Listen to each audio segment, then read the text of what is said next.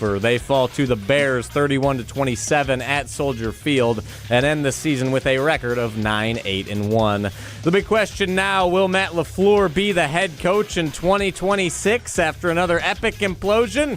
Here are his thoughts and where his focus is at amid the discussion.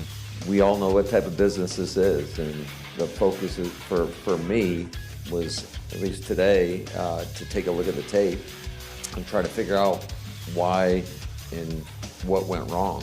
So that's where all my focus has lied, and then in that process you start thinking about what are the things that we need, what are the things to do to get better. So that's just where I've put all my mental energy. Plenty more reaction, I'm sure, celebration from Jim Rutledge coming up next on Jim, Matt, and Molly. Metro Kia of Madison, Madison's trusted Kia dealer. Stop into Metro Kia on the east side of Madison or metrokiaofmadison.com. Well, obviously, this one is going to hurt for a really, really long time. You got to keep your chill with Jim, Matt, and Molly. Rolling, throwing, caught as Christian Watson crosses the goal line. Open, caught. Reed, touchdown. Love throwing, open, caught. Dobbs for the score. This is Jim, Matt, and Molly on 100.5 ESPN, the ESPN Wisconsin App, and ESPN Madison on YouTube. Crazy stuff can happen. If you don't put people away, crazy stuff will happen. Williams chase, throws, and it's caught. Roma Dunze on a 4th and 8. Pocket fires, caught, touchdown. Olamide Zacchaeus into the end zone. The Bears beat the Packers. Double move, throw down the left sideline. DJ Moore inside the 5, end zone, touchdown, touchdown Bears. They've taken the lead on the Packers with 1:43 to go. This loss is as painful to Packer fans as you can ever imagine. I've been riding with Matt LaFleur since the beginning, and you know what? I think it's finally come full circle. I'm having a hard time picturing it not costing Matt LaFleur his job. Broadcasting live from the Everlight Solar Studio in downtown Madison. It's a loser Jim wins Monday, and the season ended against the Bears.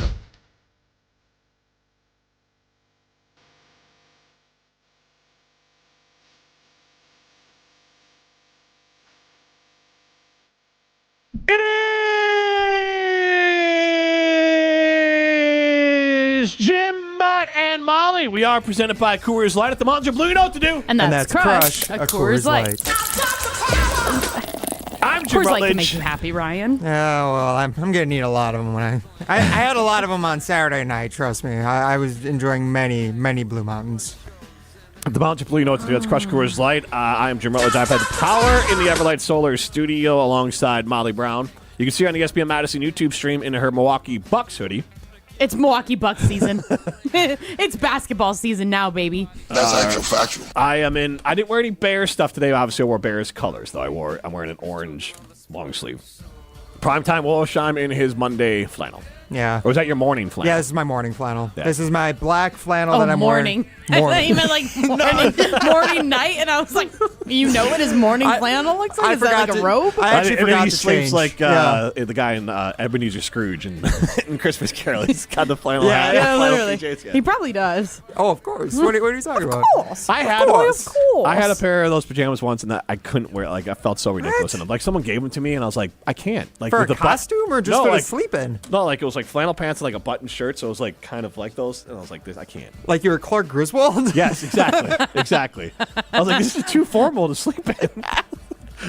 Put a tie on? That's what you wear on a business trip. Do I need to shave before I go to bed? Jeez, yeah, I'll wear it in Chicago. You guys will see me at the breakfast buffet in the morning in my oh my god, in my flannel in my flannel sleep suit. Jim Rutledge. I have a flannel swimsuit as well. Of course you do.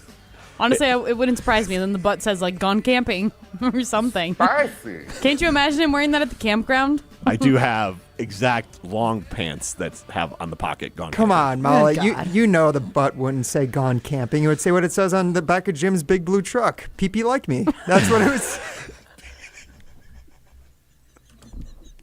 I think it's people. People like me. People lick me right on the butt. I don't know. People like me. I actually don't know what. I actually don't know what the worst version of this is. That's not a statement. People like me. PP like me. People like me. Don't you wish your lick me? People like me. People like me or people lick me. I don't know what the worst We're part talking about it is, especially for the back of jeans. We're talking about vanity plates, I don't want Vanity on the plates. back of my pants. I don't want people like me. People like me. I don't want that. I think I'd go with PP or people like me. One of the two. Whew. I have another idea for it. Maybe on the back you should just say. The Bears. Could say duh Bears. All right, get into the show, 844-770-3776. That's Carbos Talking text line. This is more. Stream us on the ESPN Wisconsin app, and as I mentioned, you can see us on the ESPN Madison YouTube stream. So, before we ride the roller coaster, wow. Like that, like, I'm just going to give this little thing. There are still so many times where I'm like, I can't believe it.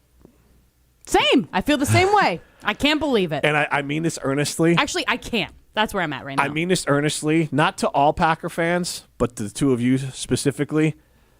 I honestly feel bad. I've been there. I know it. It sucks. Like, the Packers have done this to the Bears countless times. It's awful. Mm-hmm. It's an awful feeling. So I do mean that earnestly to you two, not like Rutledge isn't any guy to any of those jerks. But to you two, I feel So you bad. can tell Rutledge that. Because you guys never really troll me on it, being a Bears fan. And, yeah, Matt, I hope Matt's feeling it bad. Because Matt always likes to talk trash, so I hope he is in his feels. And we'll hear from Matt at some point during the show, allegedly. So that'll be exciting as well. In theory. I don't. We're working on it. Though I will say, Jim, the one thing that you wouldn't, well, I guess you would understand, but not from in the last 15 years, is for this to happen to the Packers, not just to the Bears, but in the playoffs to the Bears at Soldier Field when it felt like they were leagues far and away the better team to blow it away. Like this is a whole nother level of pain in playoff history for Green Bay Packers fans. For me. It's just also the last few years. Like, it's been 3 years straight that they've lost in the playoffs. It sucks. It's not fun. And the way that it happened just makes it so much worse because, you, like you just said, you knew that they were the better team. They were, until obviously Caleb Williams, Ben Johnson, the entire Bears. Hats off to them. Like, what they did in the fourth quarter, what they've done in the fourth quarter all season long, incredible. Like, I'm not going to knock them for it. That's their signature. I want to do the roller coaster in a second. This game played out, it just happened faster like the first game that was at Lambeau Field.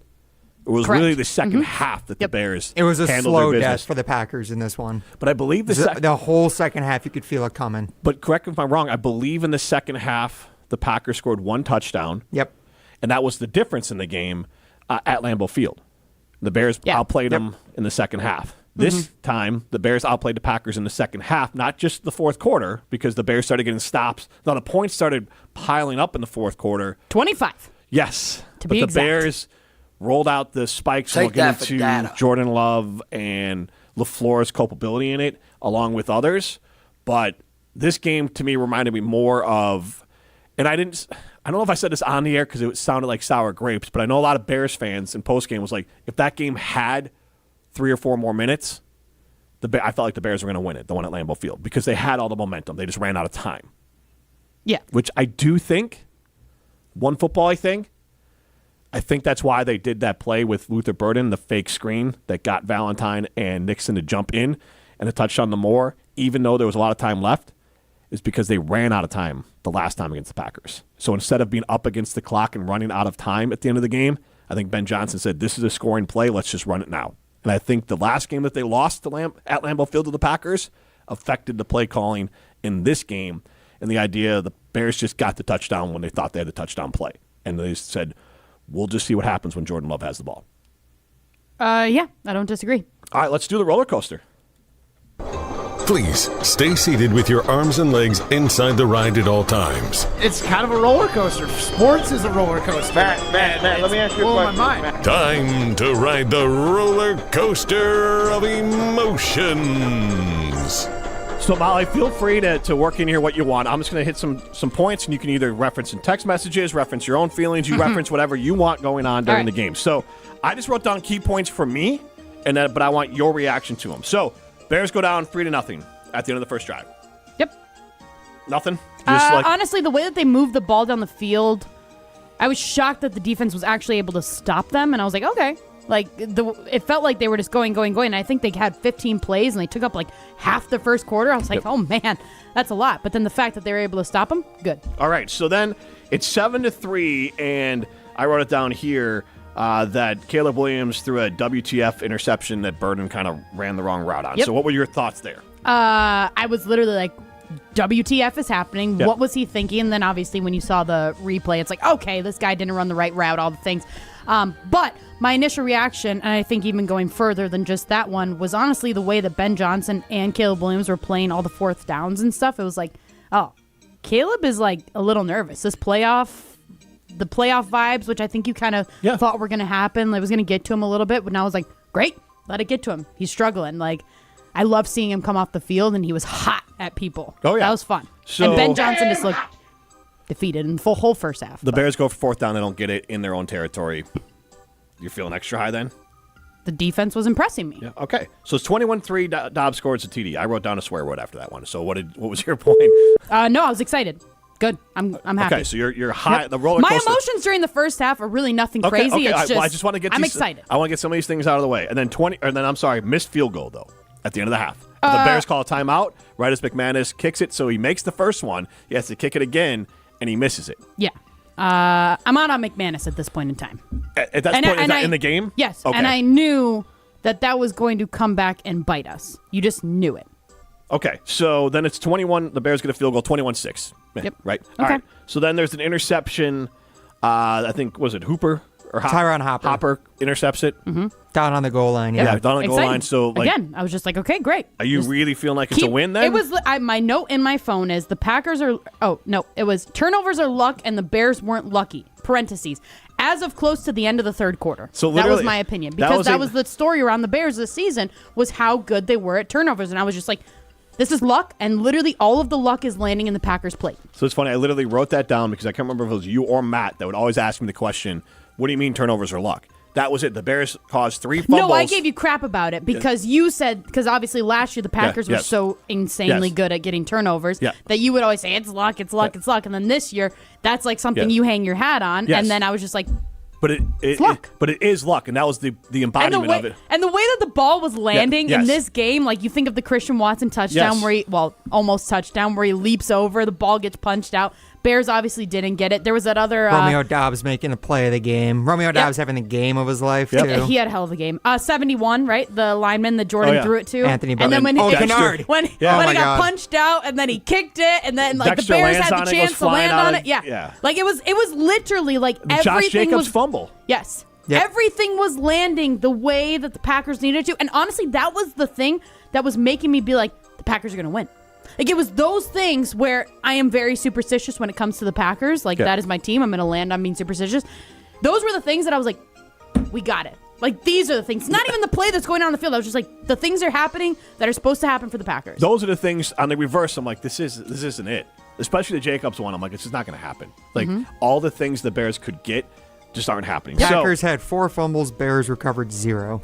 So then I'm trying to, Molly, if you want to get up our text chain there, because at some point the game was out of hand enough where I'm like, I probably can text Molly something because she's not going to be that stressed. And actually, I'll read you some of my text messages between me, my stepson. He actually put me and my husband onto a group chat, and he was like, "This is kind of what I expected. This is at halftime, maybe a little closer, but I'm okay with this." Like, duh, yes, me too. But I actually replied. I said, "Same." But they need to be up by like 40 to make me feel comfortable, which I still stand on, is that the Packers, and I think this was even just a common theme this season, is that I felt like I needed the Packers to literally be winning by 40 points because then there's no way that the defense can give up that many freaking points. Mm-hmm. Now, this defense, maybe they would be able to. So the game's starting to get a little bit closer. I'm getting excited, but then, and this is when I texted you, I believe the first time, Golden scores a touchdown. And so... that's when I thought the game was over. That's when I texted Molly. Packers win probability went to 95% after that play. When but you texted me earlier in the game, and you said, I have a sinking feeling that Matthew Golden is going to score a touchdown. Okay. I did, you predicted it. Yeah. Because the way that game was going, I was like, of course, and he's going to get touchdowns and everything. Mm-hmm. Like, it's just the way the game was going. Yep. So then you had a very was a Molly Damas sort of text message in there a little bit later. But, all right, so then Gordon scores a touchdown. Where are you at? I was super excited. I was kind of bummed that I didn't pick it for Don't Quote Me, that he was going to get his first touchdown. But you know what? It happened.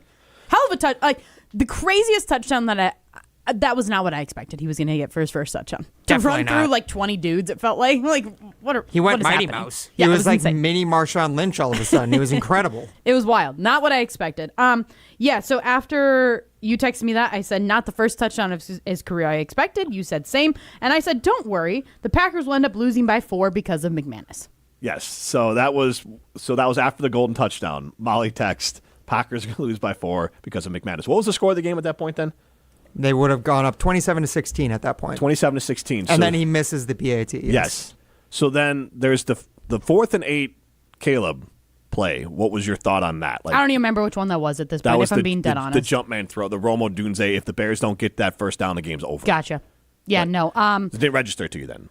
No, honestly. So there's so many parts of this game, and I feel like there were so many huge throws by Caleb that I've just blocked it out at this point. So to, Swift scores a brain. touchdown in front of Nixon, and Nixon decided he didn't want to play football. Business decision. Oh, but don't in the playoffs, yeah. perfect timing, right? Yeah, right. So at that point, the 2-point conversion. Oh, sorry. Wait, can we actually just go all the way back to the beginning of the game when they had Keyshawn Nixon returning kicks? I was like, thank God, do your freaking job. Like, literally, that is why you're on the team. I don't care about you as a cornerback anymore. I'm out on you. Return kicks. And then he tagged out for Josh Jacobs. Yeah, and then he probably just said, I don't want to do it. But I literally thought the same thing when Nixon was in there. Like, oh, it's the playoffs. We're just putting people wherever which is smart. That's literally what they said they did with Josh Jacobs. Jacobs had walked up to LaFleur during the week and just said hey, when are you going to put me back on kickoff returns? And then they talked about the football. Yeah, exactly. The way he was holding it, the loaf of bread, exactly. Terrible. But then he learned his lesson on the second one. But yeah, I mean, once again, something that should have cost the Packers in this game, something that always went the Bears' way this season, didn't go for them, and the Packers still couldn't finish it. So I want to get to the most important part. So anyways, the Bears get the 2-point conversion. Packers go down. And this is where the blame needs to be starting to be spread around really bad. So they run out. LaFleur cavalier with his timeouts. He was calling timeouts like he didn't think he'd need them later. Time management was not good. So they call a timeout because the play clock's running down to 0. And I'm going to put this 100% on Love. They don't get a playoff after the timeout quick enough, and they get a delay of game, which was a couple times it was close in this game. This time it finally bit the Packers, bumped them back 5 yards. They didn't gain anything, and McManus misses his field goal. Now, he needs to make that, but to me that was a major red flag from Jordan Love, a guy who's in is that his third or fourth? That's his fourth playoff game? Fourth, yeah. Fourth playoff game, and you let the clock run to 0. It was bad. That was really bad. And that McManus needs to make the kick, but that made the kick harder. Herbstreit pointed out many times during the game. To me, the 2 biggest plays in this game were 4th and 8 and Jordan Love letting that run to 0. Yeah, that wasn't great. The other 2 intentional groundings, not great either. Yeah, but so what happened? So at that point, where's your head at with the? I think I just literally kept on looking at the scoreboard, and I was like, what is the math between this? How many points do they need to score? And then I'm looking, and it's like, I swear to God, the fourth quarter was the slowest quarter of my life. First, second, third all went pretty quick, but then fourth quarter, I'm just like, can this game be over yet? Can we just be done? It just kept going. The Packers were so inefficient on offense. The Bears just kept on getting chances. It felt like a college football game at the end, where just everything was an incompletion. It felt like the sticks stopped, the time stopped for the sticks to move. That's what it felt like. Yes, yeah. And then you have Kirk Herbstreit's voice, and it's just this is a nightmare. College football is a good comp for it. For so sure. The big play, obviously, is then the Burden play that the Bears get a lot of credit for setting up throughout. Because the Packer players, they ran the exact play earlier, then they ran a play very similar to it that would have also pulled the corners up, and then the third time they run the play where DJ Moore sneaks out. The touchdown is thrown and caught. Where's your head at? I could feel it. I'm like, it's coming to an end. It's like, we're done. But I will say, I'm curious your thoughts on this, but I feel like in the fourth quarter, the defensive line, what I've had a big issue with since Micah Parsons obviously has been hurt. Yep. They looked good, in my opinion. Maybe I'm seeing it wrong, but there were points in time that I was watching. I was like, I feel like I'm watching Caleb Williams from last year with how much pressure he's getting after him. He's getting hit every single play, every single throw. They're getting after him. Yes. So I didn't even have a problem with the defense there. No, he had to play hero With the defensive ball line, a I should lot. say. Yeah. The secondary was bad. Secondary was That's why that trash. 4th and 8th play, McDuffie has a sack against just about any other quarterback besides Mahomes, Josh Allen, Lamar Jackson, and Caleb. The one that Caleb makes the throw to Rome Odunze. Okay. And that was him making a play. So it wasn't all the Packers defense failing to make plays. Defense in the secondary, yes, but in the pass rush, there were times where Caleb had to bail out immediately. And in that specific play, there's Colston Loveland's wide open, and he can't throw it to him because McDuffie is breathing down his neck. And so he had to move off his spot and try to make a play. Had the Packers have won this game, one of my key points would have been that Lucas Van Ness might have had a career game. Like, he was having a hell of a game for himself. That's the part that sucks the most. There's so many guys who had good games for the Packers. It's their secondary was trash. It's the thing that we have talked about all leading up to the season. The holes that you did not fill, because obviously Nate Hobbs isn't going to fill it. That's what came to bite you in the ass. Yes. Your secondary. So when Jordan Love has the ball, I want to do this on a confidence meter, and I know it's not fair, but the conversation about Jordan Love that I've had is that he's good, not elite. And I think this game continues to prove that, and we'll talk about that later. When he had the ball, I know that I wasn't afraid of Jordan Love. I had the history of we don't win these games as a Bears fan. So for you, I wasn't afraid that Love was going to make a play. I thought something dumb was going to happen. See, I think I've said it this season that Love kind of scares me, right? Like, I don't trust him in these situations, but actually the way that he played during this entire game, I did not have a negative feeling about it. Until, obviously the drop snap, and I'm just like, crap. How is he going to get his way out of that? Now, he did-ish, and then obviously nobody caught it, but, I honestly, usually I'm like, he's going to throw a pick, or he's going to do something stupid, or he's going to throw it to the middle of the field and they're going to run out of time. That's what has typically gone through my mind this season, last season. But, I didn't feel that way, surprisingly. So the throw to Christian Watson, I wonder what if it was he tried to. It would have been an awesome throw. If Watson gets tackled, that might have been the ball game. Mm-hmm. So to your point, that throw to Watson was about the 4 or 5 yard line. If Watson doesn't get into the end zone, that's probably the game. Had he caught it probably would have been a 25% chance if they had been able to win. Because if he catches it, holds on, and then gets pushed into the end zone, then you're good. Right. But then it's just if he gets hold tackled on to it. if he gets tackled in the field, that's probably the ball game. I think there was still 22 seconds left at that point. It would have been close. Then they had the 10-second runoff, remember? But because then that was when Sean Ryan got hurt, yes. Yeah, so that could have been that game might have ended on a 10-second runoff. Yeah, oh my God, that would have been awful. Yeah, it probably would have, honestly, because of in that case it would have, yeah. But anyways, the Love dropping the snap was devastating. Two-part. One, they had a different play called, which was to the corner, throw it shorter so you didn't have to make quite so much of a Hail Mary throw. So that means the Packers didn't have a Hail Mary setup. They're playing backyard football. And so that's why it's double devastating, is that the receivers then are just running around because what do you do? Because there's no play call now because there was not a Hail Mary called there. And there's 8 Bears defenders in the end zone. Yes.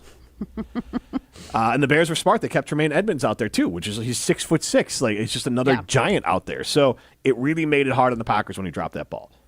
So it was, and then the game ended, and your feeling was? See, I'm trying to think back because, like I said, I feel like I'm so traumatized by it that I've tried to block it out, legit.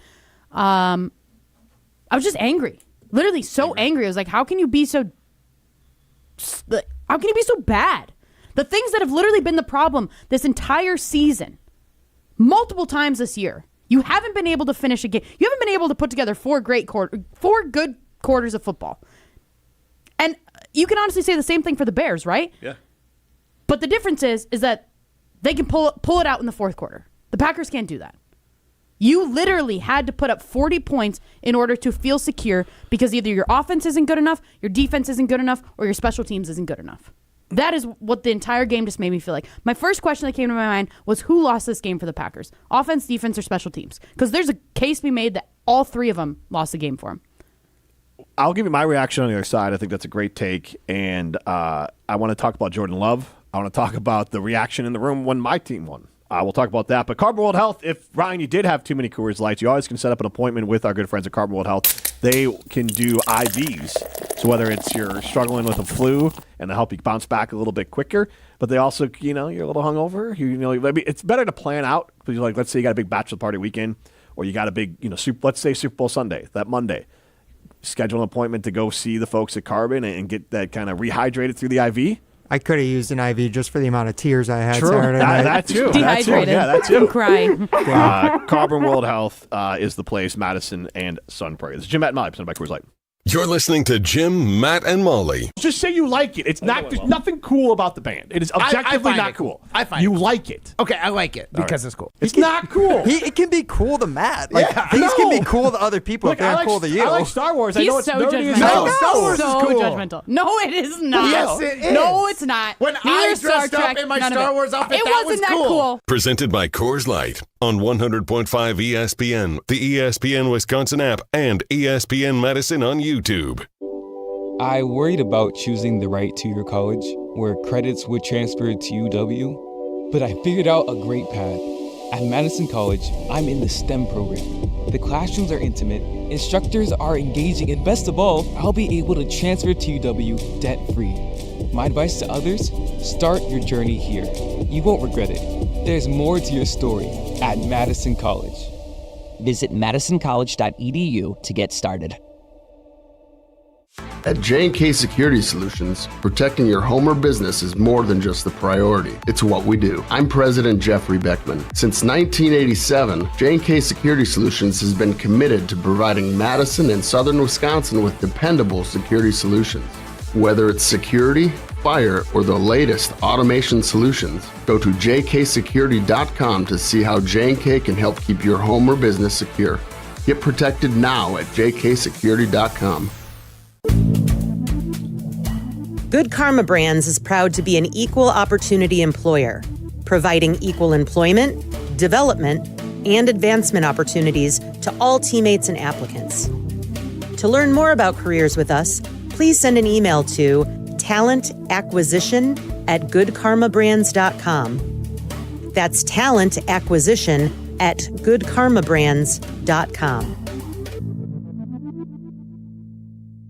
Doug Brown is Assistant Executive Director of the Dane County Humane Society. Doug, your organization has business technology from James Imaging Systems. Today, we'd like to hear about your mission. At Dane County Humane Society, we believe that everybody deserves the unconditional love that a companion animal can bring into their lives. We take pride in working with our community to help people help animals. How so? We are proud to offer services for adoptions. We're proud to help lost animals find their way home. We're proud to be able to take care of the injured and orphaned wildlife of the community. How can others lend a hand to help the Dane County Humane Society? I'd encourage anybody who is interested in helping to visit our website where they can learn more about the organization, including ways to volunteer, to donate, to participate in a special event. And the Dane County Humane Society's website is? GiveShelter.org. One more time. GiveShelter.org. James Imaging Systems, your local business technology partner. Coors Light presents To Chill or Not to Chill. When your friend skips your favorite song on the playlist. End the friendship. Or choose chill because that song lives rent-free in your head anyway. And you planned ahead by bringing Coors Light to the party. And the sound of that ice-cold can cracking open was music to your ears already. Coors Light. Choose chill. Celebrate responsibly. 2024 Coors Brewing Company, Golden, Colorado.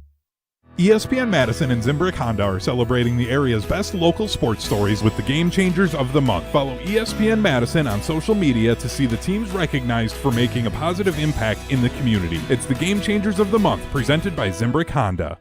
Want to join the fastest growing home solar company in the nation and work in the fastest growing industry in the world? Everlight Solar has open positions in the Madison area and in their newly open Milwaukee location. As Wisconsin's largest home solar company, Everlight Solar offers great opportunities to gain new skills and advance your career. Don't miss the chance to join the Everlight Solar team. Visit everlightsolar.com to apply today. Save money, save the planet, and start with Everlight Solar.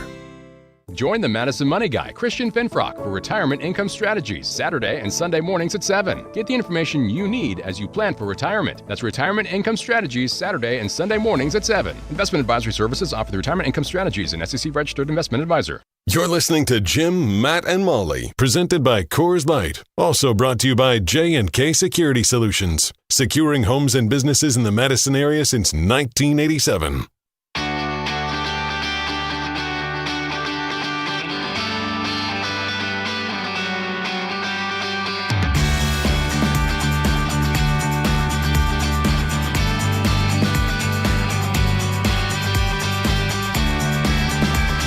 Get into the show, 844-770-3776. That's Carbus Talking text line. List is more. The Adam Madison chimes in. Don't forget Nixon's weekly free 15-yard first down. That was brutal. Robin Madison chimed in. I didn't have an opinion on Ben Johnson before. Now I think he's a complete jerk. Can we talk about that for 2 seconds? Do you like the things that he's come on and done? Yes. I'll give you 1 second. We can talk about it in a second here. Then the last one here. Best part about the Bears beating the Packers is that out of 185 minutes of playing time for these 3 games, the Bears have led for 1 minute and 43 seconds. Pathetic. We're just stepping all over stats to depress people here, guys. It's okay. We can get doubly. I know. Doubly depressed. There are Let's just hear it. We could do a show's worth of stats to depress people. How about you find how many 15-yard plays that Keyshawn Nixon has given up this season? That might be a good one. I don't think the number limit is does too not large. exist. Yeah, the limit does not exist. Exactly. Mean Girls? Yes. Yeah. No. Yeah. Why are you so obsessed with me? Honestly, Mean Girls might have to be has Matt seen Mean Girls? Because I've probably Good seen God, that at I least hope so. 10 to 15 times. That's it? Yeah, well, yeah, probably. My daughter likes the musical more, which is disappointing. Ugh. The musical's fine. I'm out. Yeah, look, I'm with you. It's like I said, it's fine. But I think There's a Mean Girls 2. Have you seen that? No. Even worse than the musical. I can't handle it. Mean Girls 2. Mean Girls is, yeah, it's, you have ESPN? Is that what she says she has? Yep. Yeah. What does she do? Yeah. I don't know why I remember that part. There's a 2% chance that it's already raining. Take that. 2% was way too low. I'm sorry. I don't know what you're talking about, Molly. But anyways, you asked about Ben Johnson. I want to get to that in a second. So after the Bears won, and you can chime in 844-770-3776. That's Carbus Talking text line. This is more. You can share your roller coaster with us. We have a side and limited poll question we'll get to in a minute here. You can share your roller coaster with us if you'd like. You can text it in. You can call in kind of where you were riding the emotions during that game. So especially how you felt after the game. So after the game, it's funny. My brother, throughout the game, kept on saying, like, this is nice. We're all together. And I was like, bro, literally, I don't care. I don't mean this in a mean way, but, like, if we lose, like, 41-12, I don't care. I actually prefer that I wasn't around anyone. But because my daughters and my wife had gone to the hotel, and I was just going to, so we were at my parents' house. My parents, they have enough bedrooms, but they've decided to turn every room into some sort of sitting room, so there's no beds for us anymore. Wait, what? So is there just a bunch of like chairs and couches in your and like house? pull-out couches, and I'm not sleeping on a pull-out couch. Just like they're just having a bunch of mini cocktail parties? Yeah, I don't.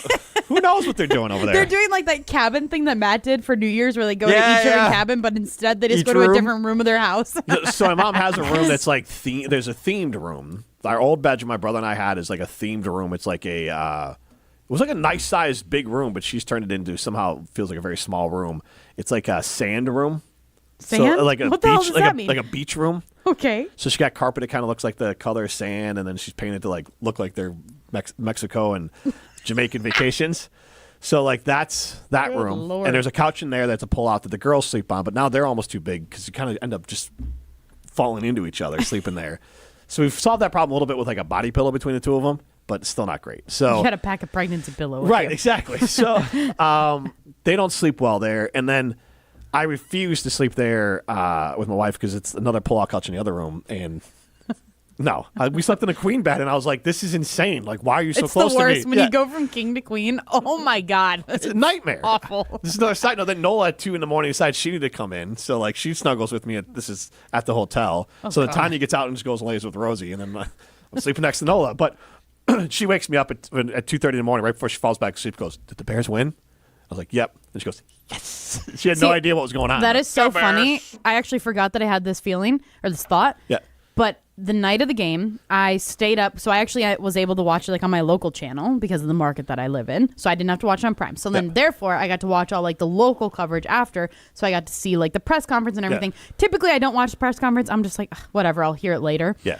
But this one, I was like, I got to watch this. I'm watching Jordan Love. I'm watching Matt LaFleur. I'm watching all the things. So I'm literally staying up there until like in our living room until 12:30 or so. And I wanted to do the same. I'll share tomorrow why I didn't. But go ahead. Okay. And then I ended up going to bed, and it was I'm tired. I'm physically tired. I'm physically drained from this game. I am exhausted. I want to just literally cry. Like, that is how I felt. Just emotionally spent. And I get in bed and I'm like, I'm trying to fall asleep. I'm like trying to get to like look at my phone to fall asleep, all the things.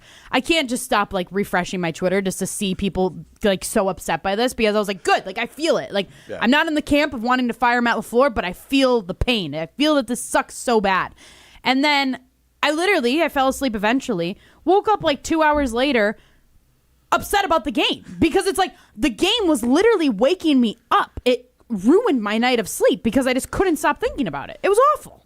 So that's really funny. When I got back to the hotel, I was just sitting in bed, like everyone's asleep, and I told her, I'm like, hey, I'm gonna have my headphones in. I want to listen to the post game. Like, I'm just going to schadenfreude the bejesus out of this. So I'm up to about 1 a.m. Same thing, just up. I can't. You didn't stay up till 3 with Homer? No. Come on. I was so tired. Did he really? Apparently, yeah. Goodness gracious. Again, so tired. But I was like, I can't sleep. I slept like garbage anyways, not just because it's a hotel. See, but that's so much better. You're wired because you're excited. Right, true. I wish. But I still slept like hot garbage. Well, also you sleep in a hotel on a queen bed, and then like, if you breathe heavy, these beds shake. So then, like, anytime Nola moves, I'm waking up again. But did you have your CPAP machine on or whatever? Yeah, of course. Yeah, of course. Yeah. I would have ended up sleeping in the. I am your father, Rosie. I am your father. I would have ended up sleeping like in the hallway. Otherwise, I would have been kicked out. I don't know where. I would have sleep in the car. Sleep at the pool. How big is this machine? Like, does it have its own luggage? No, it's like this big. Oh, okay. Sorry, if you're I watching picture this massive gas tank. It's like the size of a water I think it's bottle. an iron lung. I don't know. It's like the size I of a water literally bottle. picture it being just like a massive thing that he has to like wheel everywhere. No. It can have its own luggage, and once you know, like if I'm on an airplane, I can see. You see it a lot. There's a specific bag. It's a gray bag that it comes with that people will then carry around. But I don't like that bag, so I actually hide. Guys like Jim communicate with their eyes about that. Yeah. They're like, what model do you have? Right. So actually, most of the time, it's too embarrassing for me. I haven't come to grips with it fully that I will end up just taking up space in my actual luggage, so you don't have to see the bag. Are you bringing this to Chicago? Yes. But you'll never see it, Molly. Don't worry. No, she will not see it. I don't want to. I don't want to. Nobody will Actually, respect me. I have a mission for you. Send a selfie of yourself wearing your CPAP to our group chat, please. Possibly. I will say some of my favorite Jim auditioning for social Top Gun. media. You guys, yeah, exactly. There are some great social media posts gross. about and it's usually women that have fun with it. The post photos of because they have CPAPs as well.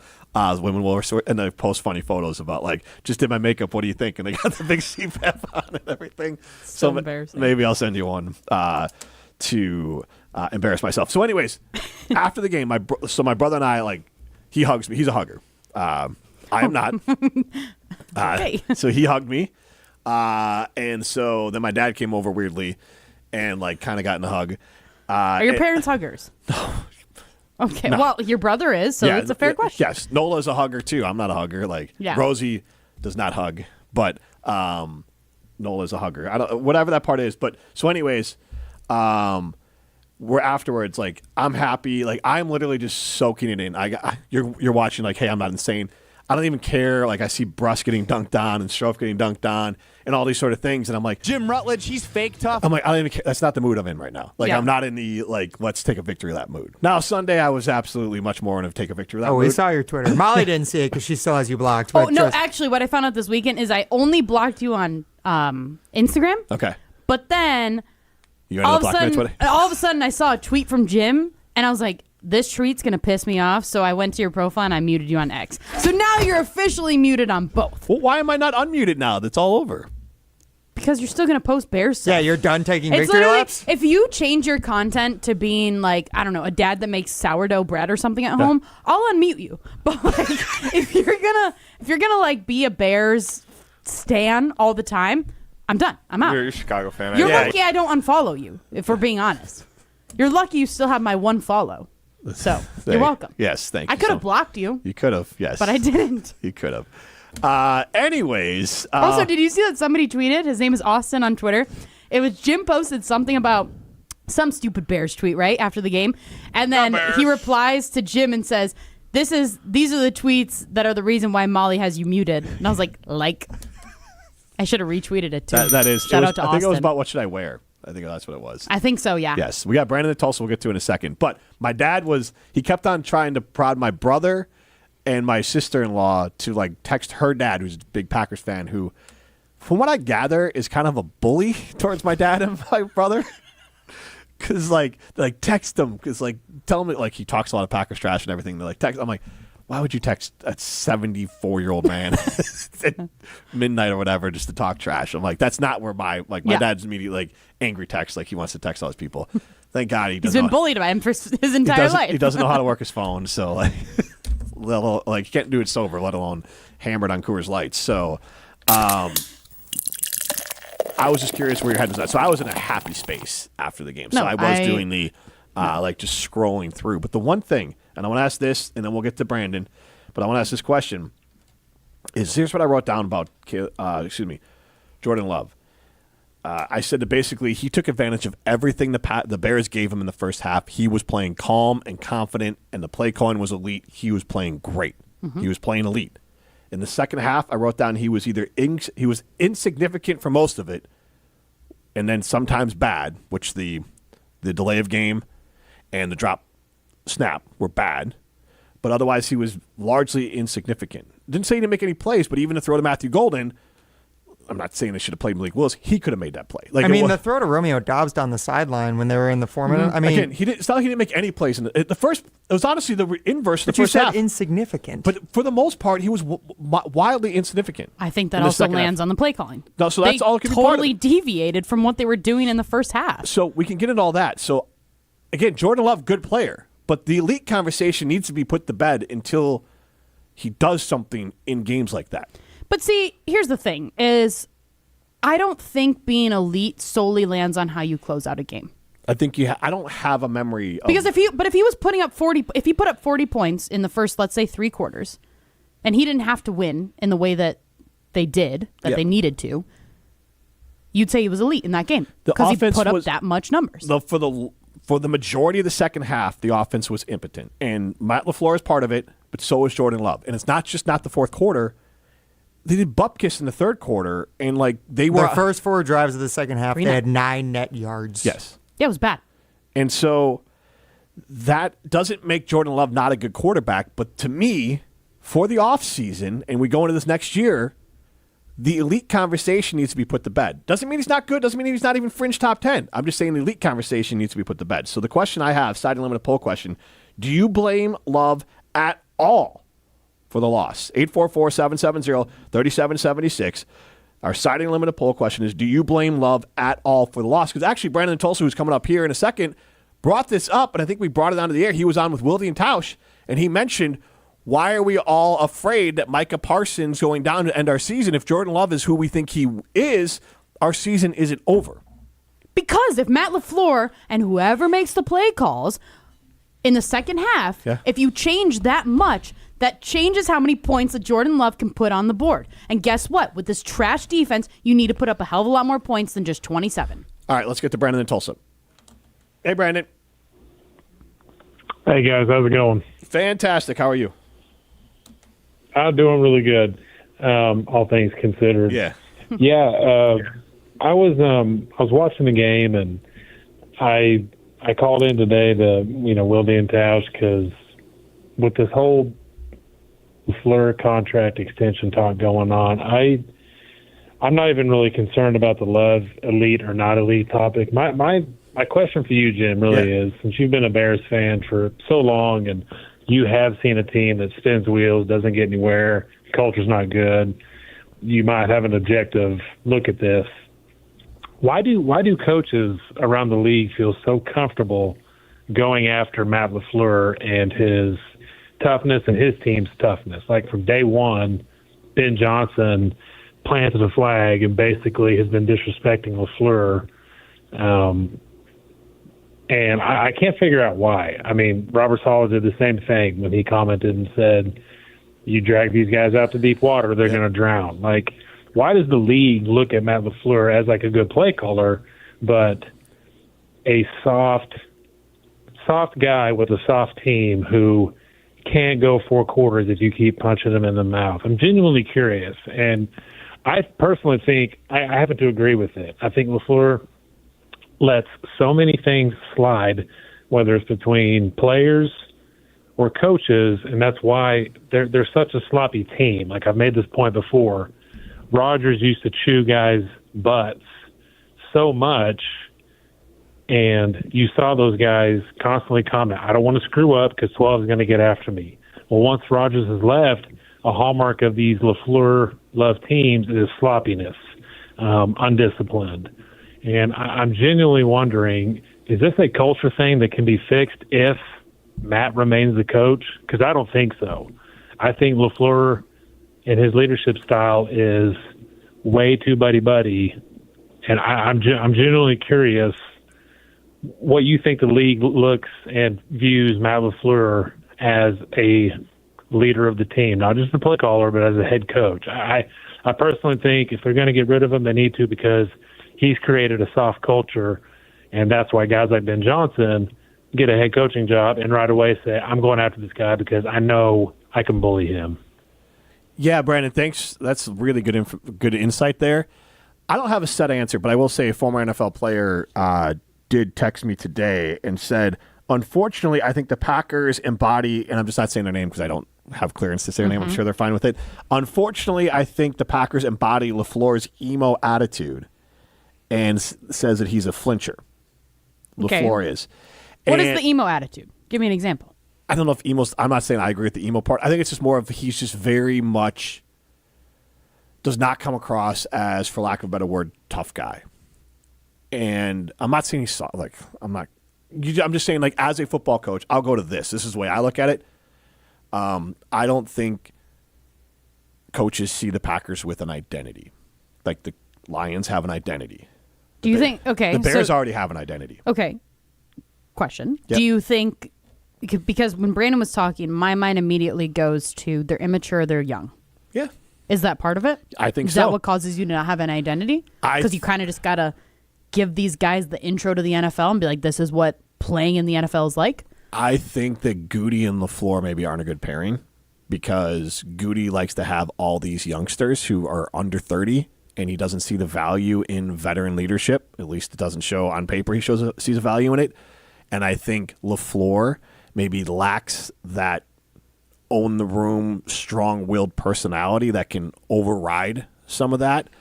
Like, for an example, since Brandon brought up Ben Johnson, the Bears locker room was not full of winners when he arrived. I mean, most of the guys on that team are not playoff guys. They won and got it, but they got a few. Ben Johnson came in, and they got Joe Thuney, Super Bowl guy. Yep. And 22 playoff games, we said. Yes. They got Jonah Jackson, who went through some playoffs with the Detroit Lions. They also then decided that Ben Johnson and Caleb Williams were going to be in each other's hip pocket. But Ben basically taught Caleb how to be a leader. So there was a mix of super young players. Look at all the rookies the Bears are out there making plays, mixed with vets, mixed with a first-year coach, mixed with Ben Johnson's personality. And they said, this is the mixture that's going to give us the locker room that we need to be a team that believes we're going to win in the fourth quarter. Because what did the Bears do last year? Every time in the fourth quarter, they lost. It was the exact game. opposite. Yes. Opposite story. Yep.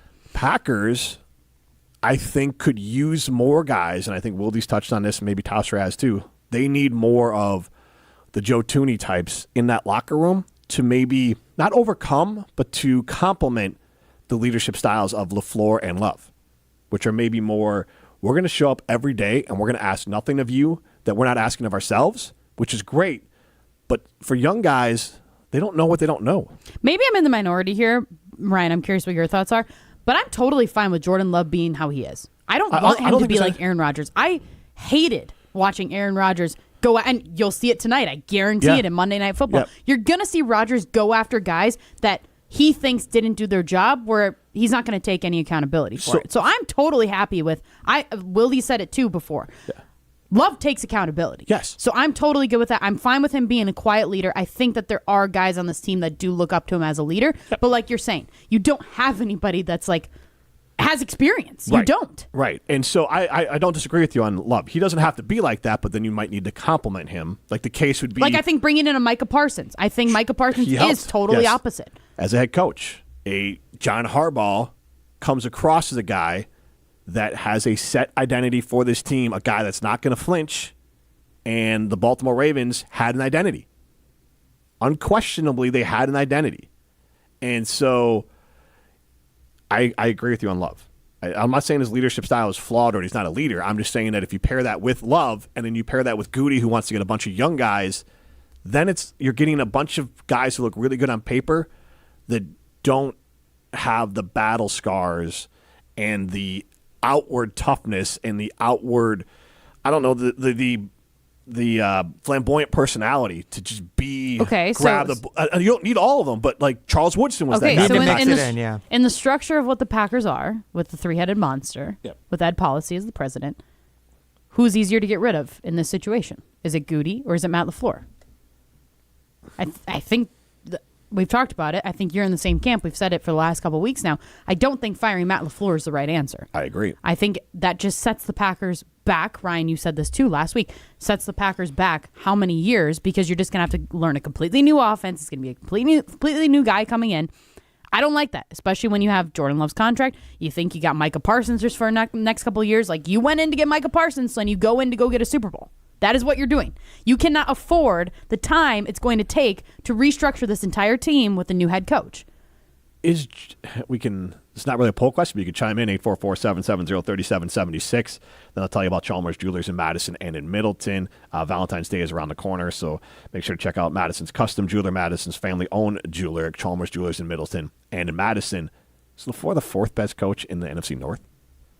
I don't like that question. Do the Packers have the fourth best staff? I think is also a question. How too, much of the staffs do you know from the other teams, though? Because obviously Brian Flores, defensive coordinator for the Vikings. I couldn't tell you who their offensive. I know coordinator Al is. Harris. I know Dennis Allen. I know Antoine Randall. I knew who the coordinators were for the Lions before they.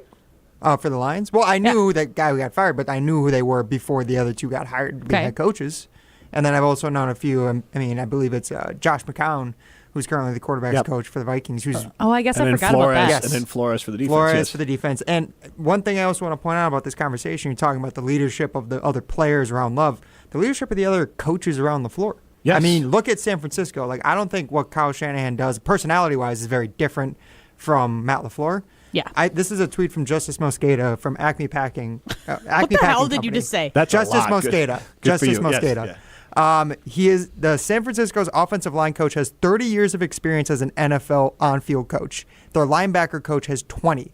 The Packers' entire offensive and defensive staff has 24 years of experience outside of Green Bay. So they don't have guys who are there who can actually just be like the culture setters around LaFleur, other than Rich Bisaccia, And whose special teams are ass. I think that's where my biggest problem with Matt LaFleur comes from. If he's going to take any flack from me, at least, it's going to be the guys that he has around him. We've talked about it, right? Yes. Like it sounds like, even just the conversations that we've had with Wildy, it sounds like there's a lot of yes men in the building. You said that was the thing with Matt Nagy, where it's like Andy Reid keeps him around because he will tell him no. Yep. Matt LaFleur doesn't have that, I don't think. He also has guys that it seems like he's keeping him on just to give him a promotion and because they're his friends. Let's talk about that more on the other side because I think there's a lot to get into. Heck, you can even look at the Bears staff and how it was assembled with Ben Johnson and how Matt LaFleur has assembled his staff and see the juxtaposition there. This is Jim, Matt, and Molly, presented by Coors Light. You're listening to Jim, Matt, and Molly. Okay, Jim, the phone's on. Say your take now about Jordan Love and Matt LaFleur. Nope, that's a photo. That's a photo, not a video. League sources are telling me that Jim Rutledge needs to hold his phone further back. League sources tell me you guys need to learn to listen. Presented by Coors Light on 100.5 ESPN, the ESPN Wisconsin App, and ESPN Madison on YouTube. 4 years. That's enough time to earn a college degree, to serve a full term as a president, to train for something big and become someone new. You bet, and get 0% interest for 4 years at Pella Windows and Doors of Wisconsin, so you can invest in your home and in life's biggest moments. With exclusive features and customizations, Pella offers the highest quality products at a price you can afford. Aim high when setting your New Year's resolution and imagine what you can do in 4 years when you finance your home project with Pella. Visit PellaWI.com today.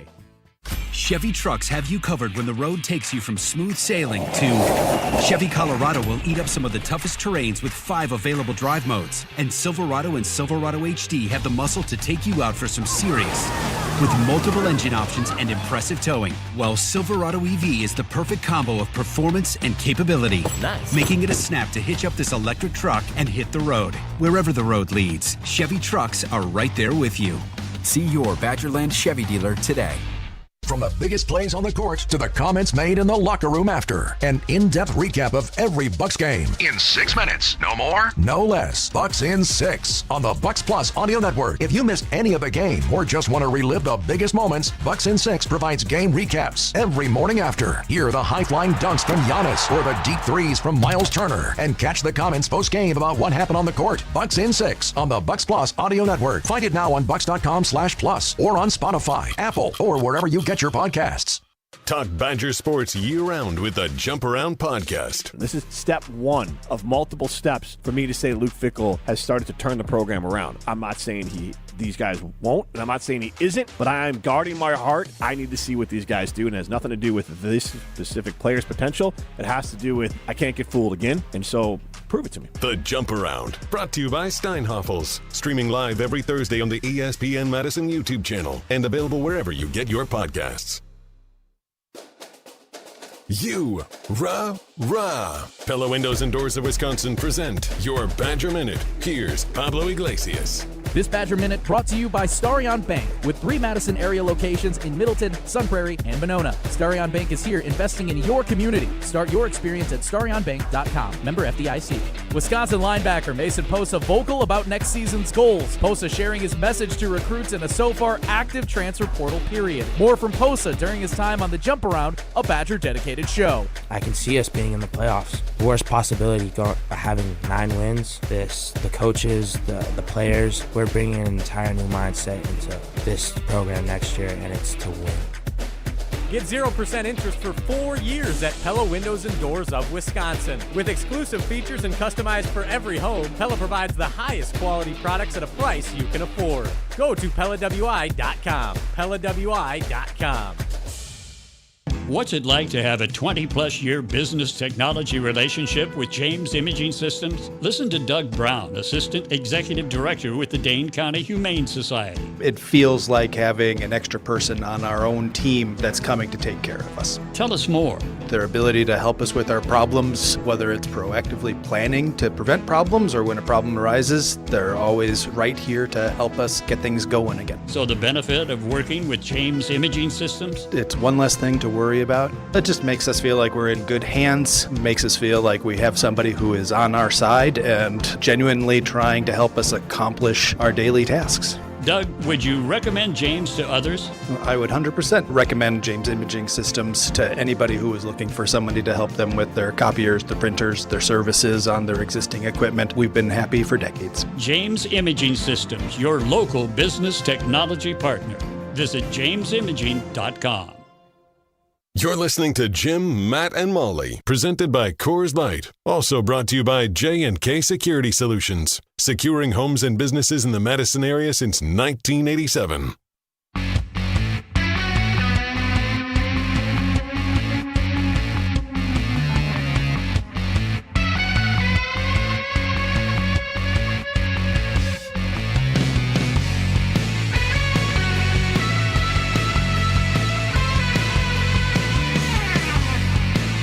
College gives you over 200 programs to choose from across 11 areas of study, and that includes associate's degrees, technical diplomas, certificates, and even apprenticeships. And the best part is that it's the lowest cost per credit tuition in the region. More than 100 programs are fully eligible for financial aid, including Pell Grants. So whether you're starting fresh or building on your skills, you can do it affordably, just like I did at Madison College. Start your path at madisoncollege.edu.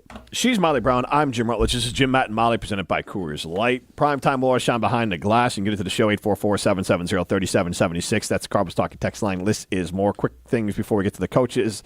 Zach and Mazo chimes in. Love gets some blame, but a lot of the blame should go towards the offensive line. Paraphrasing there. And then Rory in Mount Horeb says the guy with the attitude who we missed is Tucker Kraft. And I agree, but the problem is there can't just be one. Micah Parsons is that guy, too. True, but I mean, like, there just needs to be more. Elton Jenkins is that guy when he was healthy, too. Okay, so maybe like, all legitimately, all the leaders were hurt. Back. He's probably not coming back.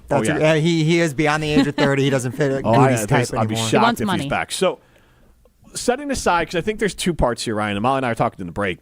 The thing with LaFleur that I think Goody likes is that he has control over LaFleur and full control basically over the roster. A proven guy like a Harbaugh or someone coming in won't have that. And that to me is the only guy, and we talk about this on the other side, but like the only guy I think the Packers should replace Matt LaFleur with is someone like John Harbaugh, a proven, like a Tomlin came of it, like someone who is proven, Mike Vrabel type of like, I want a proven winner to replace LaFleur. And I don't think Goody would want to bring in someone with those sorts of pelts on the wall because I think that person would then affect Goody's ability to have control over everything. And so that's the weird dynamic here. Now, the part that I want to check in on is the next step here is if the Packers bring back LaFleur, which is the most likely outcome, does policy put a policy in place where it says, like, you need to mix up your coaching staff? Like that would be just, well, yeah. I mean, what do you mean mix up? Just say the guys that you have right now ain't it? Yes. Or are you saying So every couple years? No, you no, need no. to... The guys you have ain't it. All right. Like, I'm an expert in this. This is also the first step to getting fired.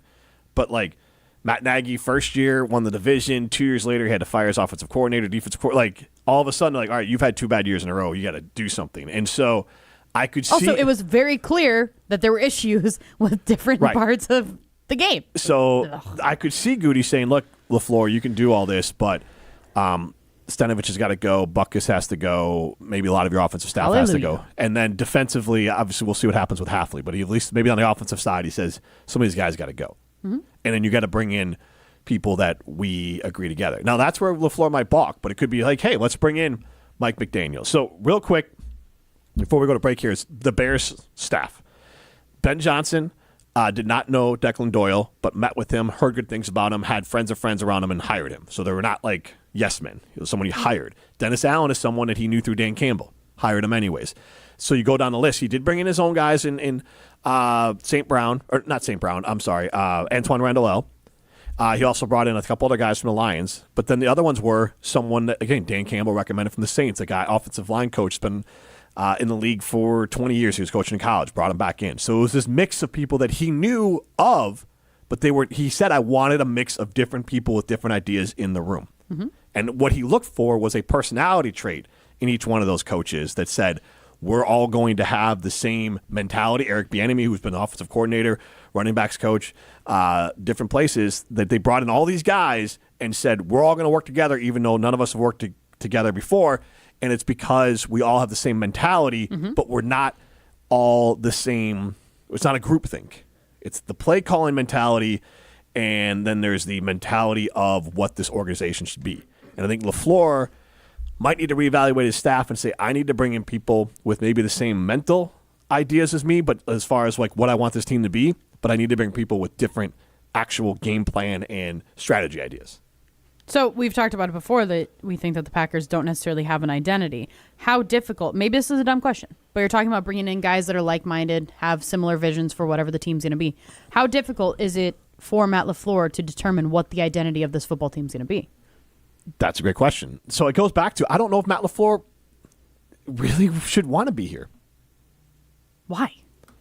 He'd get hired somewhere else, and maybe he'd have the ability to work with a GM that works with him more, respects him more, or builds on a roster that fits his coaching style better.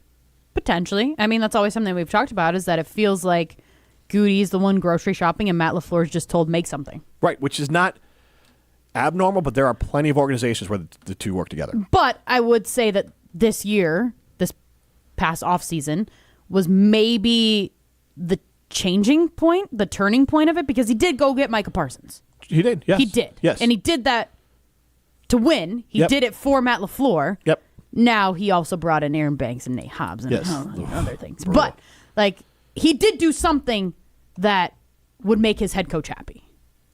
I agree. Yes, I agree. Another name that was thrown out there was AC Intosa, Brian Dable, but they both want to call plays. Good. Maybe Matt LaFleur needs to not call plays and be a head coach. We're going to talk to Matt Hamilton as we do Don't Quote Me on the other side. This is Jim, Matt, and Molly, presented by Coors Light.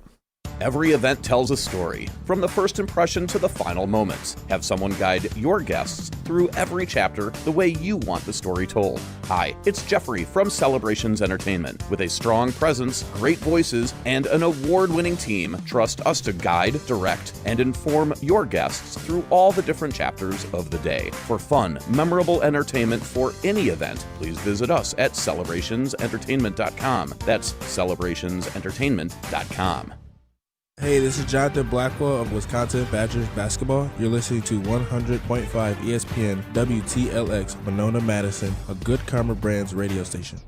Broadcasting live from the Everlight Solar Studio, this is your Metro Kia of Madison Sports Center. Good afternoon, Madison. I'm Ryan Wollersheim, and this is your Sports Center Update brought to you by The Jump Around, a Badgers dedicated show. Tune in to Jim Rutledge and Pablo Iglesias every Thursday at 12:30 on the ESPN Madison YouTube channel for all things Wisconsin Badgers. The Green Bay Packers collapse in the playoffs versus their bitter rival, the Chicago Bears, on Saturday night. Green Bay blew a 21-3 halftime lead. That was its biggest blown lead in the playoffs in franchise history. The Packers have also now lost their last 3 playoff games under head coach Matt LaFleur. It's also the first time the Packers have lost 3 consecutive playoff games in franchise history. All eyes now turn to LaFleur's contract with the Packers as he enters the final year of his current deal. ESPN insider Adam Schefter reported this morning that LaFleur and the Packers are both expected to try and work out a deal in the coming days, and that, quote, both sides want clarity moving forward. Here's head coach Matt LaFleur's response when asked whether he'd be okay coaching on the final year of his deal yesterday. Yeah, I'm not. Those are for another time, I think. I'm so focused on our players, our staff, and just trying to, like I said before a million times, try to find solutions how to get better. Metro Kia of Madison, Madison's trusted Kia dealer. Stop into Metro Kia on the east side of Madison or metrokiaofmadison.com. Everybody's ego takes a shot on this show. You gotta keep your chill with Jim, Matt, and Molly. I am savage. So you're not special. Jim, if we want to play this game, we can play this game. And I'm just like, oh my God, this guy's going to swing on Jim. He's a complicated fellow. Oh. People like me. I don't think so. This is Jim, Matt, and Molly on 100.5 ESPN, the ESPN Wisconsin App, and ESPN Madison on YouTube. We're learning a lot about each other. Jim's an onion. You got to peel back the layers to get to the good part. He's not just a basic Bears fan. Full transparency. I muted Jim on Instagram and Twitter. Wow! Why? Because I did not want to hear any of your takes after the Bears-Packer game because I was so pissed off. I was like, I don't want to hear a word from Jim Rutledge. Yes, Molly. And I am so glad. Get muted, Jim. I don't know. Broadcasting live from the Everlight Solar Studio in downtown Madison. Alongside Matt Hamilton and Molly Brown, here's Jim Rutledge.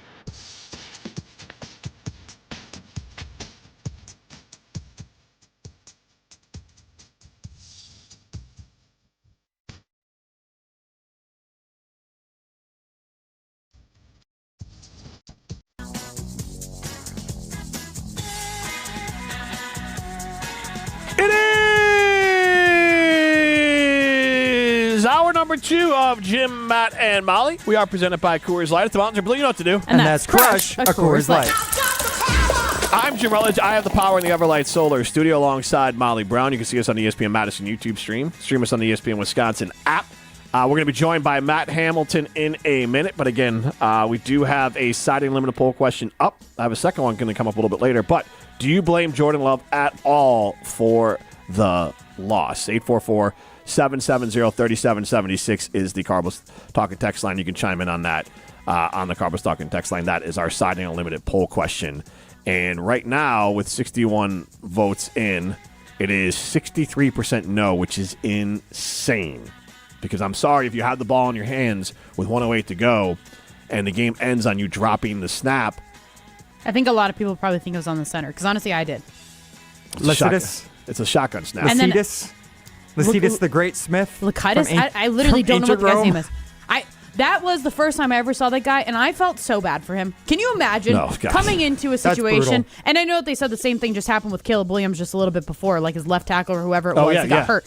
The feeling that has to be where you're like, oh God, we have like 2 plays to get this right, and I have to snap the ball. So real quick on that before we get to Don't Quote Me and Matt is interesting thing with Ozzy Trapillo's the guy. He tore his patella, which I didn't realize bad. this. Yeah.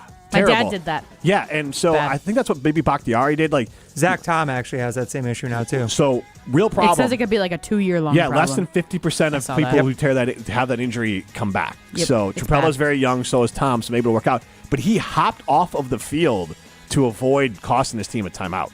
So he hopped on I one wish Sean Ryan would have done that. Oh, come What on. is I'm not saying That's I don't. I actually don't. standard. Okay, I actually don't know what happened that- with Sean Ryan. I really have no idea. So maybe he I has take a that bone. back. He has a bone bruise. They came back and said today. Oh, well, the one guy's missing a patella. No, I'm just kidding. His patella tendon exploded. What are we talking about here? That's not why I brought it up. I just thought that was cool. But the guy, you would know the left tackle who came in was the guy who ran the Benedette. route. Benedette. He's from Canada. I did notice that. Yeah, 79. he's the guy in Hard Knocks who had the Canadian.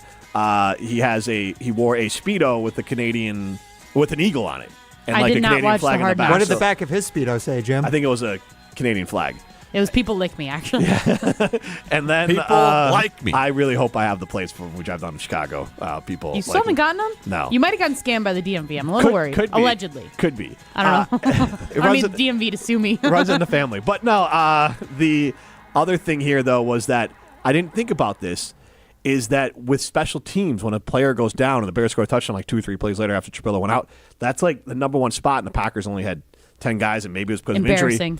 Is that when someone goes down, now it's on the special teams coach to know this, that like, hey, not only is Trapillo out, then what does the backup do? Does the backup stay in special teams, or if that person was on special teams, who's stepping in for them? So like that's a lot of times when you're left short on special teams, it's because someone got hurt and the special teams coach or whoever's supposed to do that. I've never thought about that. Either did I. I just was listening to a podcast and put that together. That was said in the podcast. Fascinating, right? That that's a major issue when a starter goes down is who's their backup? Did they take the spot on the special teams? And if the starter happened to be in on special teams, especially for the offensive line specifically, it's common they are. Who's replacing them?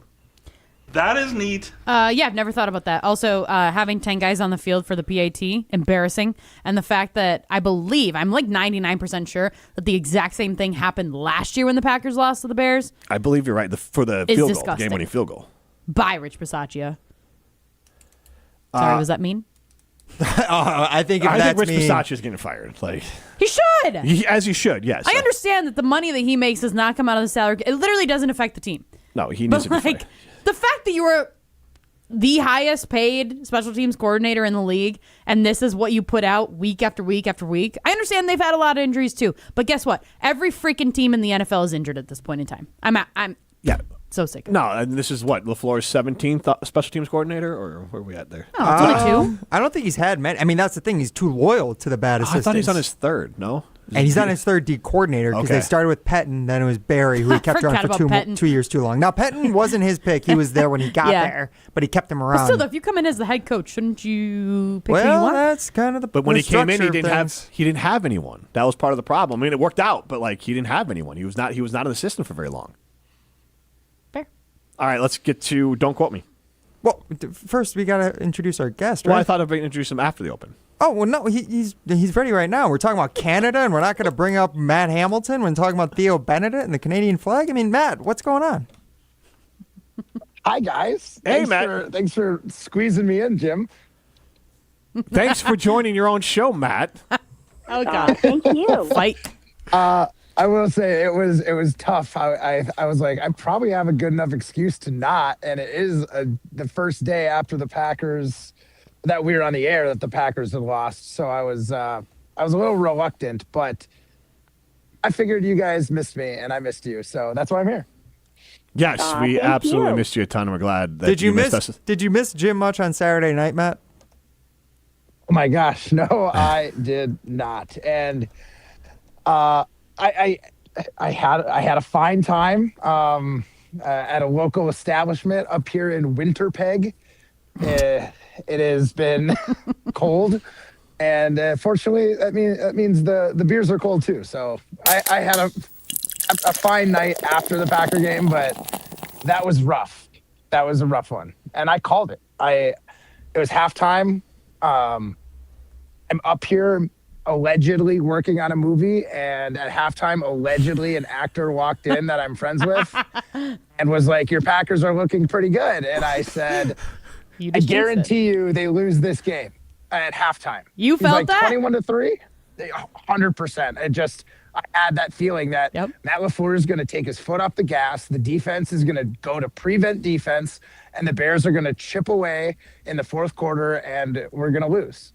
Because it's so hard to reignite an offense after you've decided for a quarter that you're going to take your foot off the gas and try and he changed his strategy. It was like 50-50 shotgun to under center in the first half, and then it was like almost 100% shotguns in the second half. Like you sold out on in the second half trying to play to not lose, and that is like the cardinal sin of sports is playing to not lose. You have to play to win the game, and the Packers just did it all year, and I was not surprised in the least by it. Yeah, I agree. One question I gotta ask you, Matt. What do you mean someone allegedly came and watched the game with you? You're alleging that's something you did? Like wait, that's not how alleged works. You're filming a movie. You're right. With all due respect, nobody's alleging. Nobody's alleging. Yeah, alleging for myself. Okay, how about this? An actor may or may not have come into the establishment. And I may or may not be around a movie set. Yes, that would be the way. Yeah, exactly. I may or may not be working on a movie right now because I am just a super talented man. I'm guessing he's working Allegedly. on the script. He's using his typewriter to write the script. How many lawyers are around you right now where you have to say allegedly? Like what's the Oh, trust me, I talked to lawyers and everybody to make sure I found out what I could and could not say before I came on the show, but I could not give you guys a little clue of why I'm done curling for the last 2 days, but I'm still not back in Madison. So the lawyers told you, do not talk about this, and you said, I think if I say allegedly, I'm good. We're good. That's legal talk. I declare bankruptcy. I'm a nut. Exactly. I That's what I did. declare I'm not on a movie set. Allegedly. Yeah, no, I mean, the cat's kind of out of the bag right now, but... because you brought the cat out of the bag. You literally are the one that brought it up. It wasn't me. The actors may or may not have gone to our curling tournament, and they may or may not have been posted about. So I think the cat is at least a very little bit out of the bag. So they were like, you can talk about it, just don't go. You don't have to go too in depth. Like, perfect. So I'll just use legal jargon with you guys, like allegedly, and I declare that I did not tell you anything for certain because I said may or may not and allegedly. All right. With all due respect, Matt, let's get to Don't Quote Me. We're not saying it's gonna happen. Let it ride. But if it does, then we want credit. Say that again, because that is an amazing take. I told you all. If not, well... Don't quote me, boy, because I ain't said... Yeah, guys, we got to review our Don't Quote Me's from going into the Packers-Bears game on Saturday. So we weren't able to actually fit in the Don't Quote Me predictions during the show on Friday, but if you check out the @JimMattandMolly page on Twitter/X, you can always follow us there for all of our Don't Quote Me predictions leading into every Packers game, which we will have none of for the rest of the season. So I guess that's kind of redundant. But I'll start off with Matt Hamilton, who, while he did not...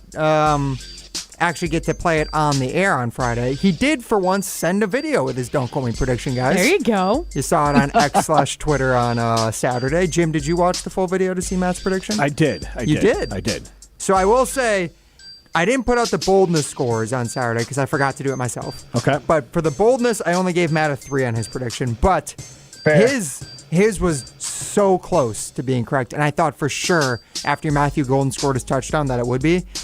Matt predicted that the Green Bay Packers would cover 1.5 point spread, which they lost, so no. But then he also said Jordan Love would have 3 touchdowns and Matthew Golden catches one of those touchdowns. Hell yeah. Jordan Love finishes 24-46, 323 yards, 4 touchdowns, and then Matthew Golden gets one of the coolest first touchdowns you'll ever see in a player's career. Yep. After that happened, I did tweet it out from Jim, Matt, and Molly, Matthew in all caps with 7 W's and 8 E's. Yeah. And I couldn't really see. I thought the game was over then. I thought that was it. 95% win percentage at that point, Matt. What did you think? 99% win percentage. That's what a crock. They should write 95% allegedly. Matt, did you get word of the day toilet paper for Christmas? Because It was allegedly I is the word wish. today. I wish. allegedly is the word today. For It Matt. is. I'm just tying it in, Jim. That's just a radio trick that I learned Let from me you write guys. that. Let me write that one down. Okay. Okay, well, it's not alleged. That's actual factual. That Molly's Don't Call Me prediction was correct for the weekend, guys. One of the first and one of the few of this Packers season. Molly predicted that the Green Bay defense would have more takeaways than Chicago's defense, and that Green Bay would have more rushing yards than Chicago. So looking back at this, I gave this a boldness score of 4 out of 5. Yeah. Okay, that's actually shocking because that's. Now thinking about it, I didn't think it was that bold. It was pretty bold when you thought that the Packers had half as many takeaways all season as the Bears. Fair. And then also that the fact that the Packers, after giving up like 400 rushing yards to Derrick All right. Henry, I did that pretty they good then. that they wouldn't have more rushing yards than the Bears. Also, let us not forget that we thought it was going to be like a snowy game, so they were just going to run the that whole too. time instead of That too. throw. So. It ended up changing where it just was an absolute Yeah. I mean, both quarterbacks were just slinging around the entire game. Jordan Love, 46 passing attempts. Caleb Williams, 48. So then the Packers end up finishing with 23 carries for 99 yards. The Bears, 28 carries for 23 yards, which, I'll be honest, during the second half, I thought for sure Molly's prediction didn't come true because I wasn't paying attention to the numbers, but like it felt very much like the Bears were just running all over the Packers at that point. Mm-hmm. So I thought her prediction was out the window. It ended up being correct. And then the Packers had the 2 interceptions of Caleb Williams. The Packers then getting lucky with 4 fumbles. As we said, none of them recovered by the Bears. So that goes back crazy. to when I say turnovers involve luck. Those balls were forced out, but they weren't recovered. Yes. Crazy. But she picked the Packers to win or lose. She did not. She didn't. I didn't predict pick a either. winner. That wasn't okay. part of her Don't Quote Me. Okay. So she was correct. Okay. But somehow she was correct and the Packers. Imagine going into this game saying if Molly would be correct in this prediction and the Packers would lose. Impossible. Right. Yeah, that would have been a 5. That would have Yes. been a 5 on the boldness scale. That would have been a 5.5. 10 Yes. 10 out of 5. All right, then the final prediction. This one was the boldest coming in, but was by far the furthest off. Jim predicted that this would basically be the flip script from the Packers-Cowboys playoff game 2 years ago, saying that the Bears would win 48-32 and that Caleb Williams would have the same stat line as Jordan Love did in that game, which was 3 touchdowns, 272 yards. The Bears obviously end up winning 31-27, though. At halftime, I thought for sure it was going to be a repeat of the Packers-Cowboys for the Packers. Yep. It crossed my mind. I would be lying Caleb ended up with more passing yards than did. Love in that game and this game, and he had 2 touchdowns, and the Bears won. And he had 2 picks. And he had those Also, 4th side down note. picks. Okay, but okay. Okay, can okay. Did you say 4th down picks? They're still picks. Yeah. If Jordan Love did it, you would be ripping him apart. So No let's kidding. not even. Okay. Actually, I Let's don't- not even. You know, all I know is that Caleb Williams has as many playoff victories and more division All right, titles anyways, than I Jordan didn't Love. realize, and this is not a knock on Caleb, I literally didn't know this, that he had the lowest completion percentage in the NFL heading into this game. I did not realize Was it that. still coming into this game? Yeah, it was I like thought 58 or was it 53? I get my 3s and my 8s 58. confused. Okay. Yeah, that was crazy. And then he was below 50% going into the 3rd quarter. I will think give him so. some credit. He had, I think it was 11 explosive passing plays, which are passes like 15 yards or more, which I think was I a believe record. it. If you're going to attack these corners. Their offense was weird this year. It's very like 90s boom or bust. Yeah. Where it's like he's whipping it down the field, and either it's going to be completed or like It's just, basically an NBA team that just takes a bunch of threes Yep. and they just make a crazy amount of Yep. them. So Yep. then it works. Yeah. That's Honestly, what their his offense stat is. line was very similar to Josh Allen year 2. Yeah. So yeah, Jim's prediction, by the way, the boldness score on that one was a 4.5. Though, as I said, the Bears obviously winning 31-27. Caleb Williams' final stat line, 24 for 48, 361 yards, 2 picks, 2 touchdowns. So was the furthest off, but once again, Jim wins, so who cares? Yeah, I don't. The Bears I'm not won, even going to get into so- the semantics of the interceptions. So doesn't matter. Semantics of What the do you mean interceptions. Literally semantics? don't even. It's That's the actual amount of factual. times that I They were heard picks. Jordan Love threw 3 picks in the last playoff game that he All was I'm in. saying is Jordan Love threw a Eagles. pick like Caleb Williams did on 4th and 4 to Tyron Hopper. That's all we'd be talking about Exactly. today. Okay, so Sorry, straw Kirk man. Herbstreit. Yeah. No. Kirk Herbstreit even said that Carrington Valentine shouldn't have caught that interception. The first one was a bad idea. He should have knocked it down for sure. Yes. But the second one to Hopper was just bad by but he was Caleb. under pressure. I'll tell you exactly what happened there. He was, so he's not good under pressure, just like Jordan Love wasn't good under pressure in the second half. Do you want me to tell you exactly? So he was under pressure against the 49ers. He was under pressure, held onto the ball too long, and didn't get a throw off. And Ben Johnson said, on a fourth down, that close to the end zone, get the ball out of your hands. Don't make I don't care if it gets intercepted. That literally was the coaching point, and that's exactly what he did against the Packers. It didn't work out, but that was the coaching point. How many times did they get to the red zone in the first half and he would throw a pick? If you want to get on him. Or they messed up on fourth down. Like, literally. If you want to get on him, he was wildly inaccurate for the whole. Like, that's where you get after him for the game. Like, he was wildly inaccurate for times. The interceptions were the least of my concerns, especially since he's a guy that's led the league in touchdown interception ratio last 2 years. I'm pretty sure that the interceptions were literally on his roller coaster of emotions at the beginning of this game. But they were fourth down plays. Like, so they turned the ball over regardless. So what? When Jordan Love said earlier this season that the pick was like a punt, you got after him for like 3 straight shows. I don't know. Yes, you did. I don't care. I don't know. Allegedly. All I know is that actual factual Caleb Williams literally, Matt, came through in the fourth quarter and Jordan Love did not. I think that's great, and we've talked about it. We've talked about it. Don't get defensive because we're saying that your quarterback did mess up because your quarterback can make errors. He did mess up. Your quarterback is good. We can all say that. I would say that my major concern, my concerns with Caleb in that game were early on, like you said. He looked too amped. I wouldn't say nervous. I don't know about too amped. He just doesn't come across someone who gets nervous because of the fourth quarters. I think he came out too excited and was he just wasn't settled. However you want to, maybe it was nerves. I just think he was trying to do too much early. He definitely still airmails some easy throws or tries to do too much. But that was one of the concerns that I had more than his interceptions. Like for me as a fan, I was like, he needs to settle. Like in the game, it was him being sporadic with his completion or his accuracy early, and him seeing a bit skittish early were my major concerns in the game, not those 2 interceptions. But I'm not saying they don't count or anything. I'm just saying that when I watch the games, that's where I was like, God, he needs to settle. Okay. Matt, do you have any more allegations for us? No, I think you guys nailed it. And honestly, we all had almost pretty good. The 2 people that had the best don't quote me's were the ones who are the ultimate losers for the day. So that's tough. That's a tough look. I would have rather got my don't quote me wrong and the Packers win, but that's 100%. 100%. Oh, it's brutal. But yeah, it is what it is, Jim. I am happy for you because I knew how happy you were when that happened. And your video you posted with your dad and your brother just showed that. So I was like, well, I guess there's some nice part that comes with this. At least Jim and his family's real happy right now. So I was real mad at Ben Johnson though in that handshake. What a punk. What a punk. Jim Rutledge, he's fake tough. Matt, do you want the Bears to win now? No. See, here's the thing. Normally, I am like one of those guys who, the team that beat our team, if they go on to win, if we don't win that game, we don't win the championship. Right. But I don't feel that way about the Bears, no. See, I'm in a weird spot because I'm like... Devontae to get 10 touchdowns and 250 yards. Fair. See, I'm rooting for Devontae. I do like Matthew Stafford. However, I think the Bears can beat the Rams. I don't think the Rams are the powerhouse that we thought that they were, especially just seeing the last couple weeks against the Falcons and then against the Panthers. But there might be a part of me that I'm like, maybe I want the Bears to do something. I don't know. I don't want to hear you. I don't want to hear it. I don't want to hear it next season. I don't want to have any of that. But I think they could make a pretty good run here.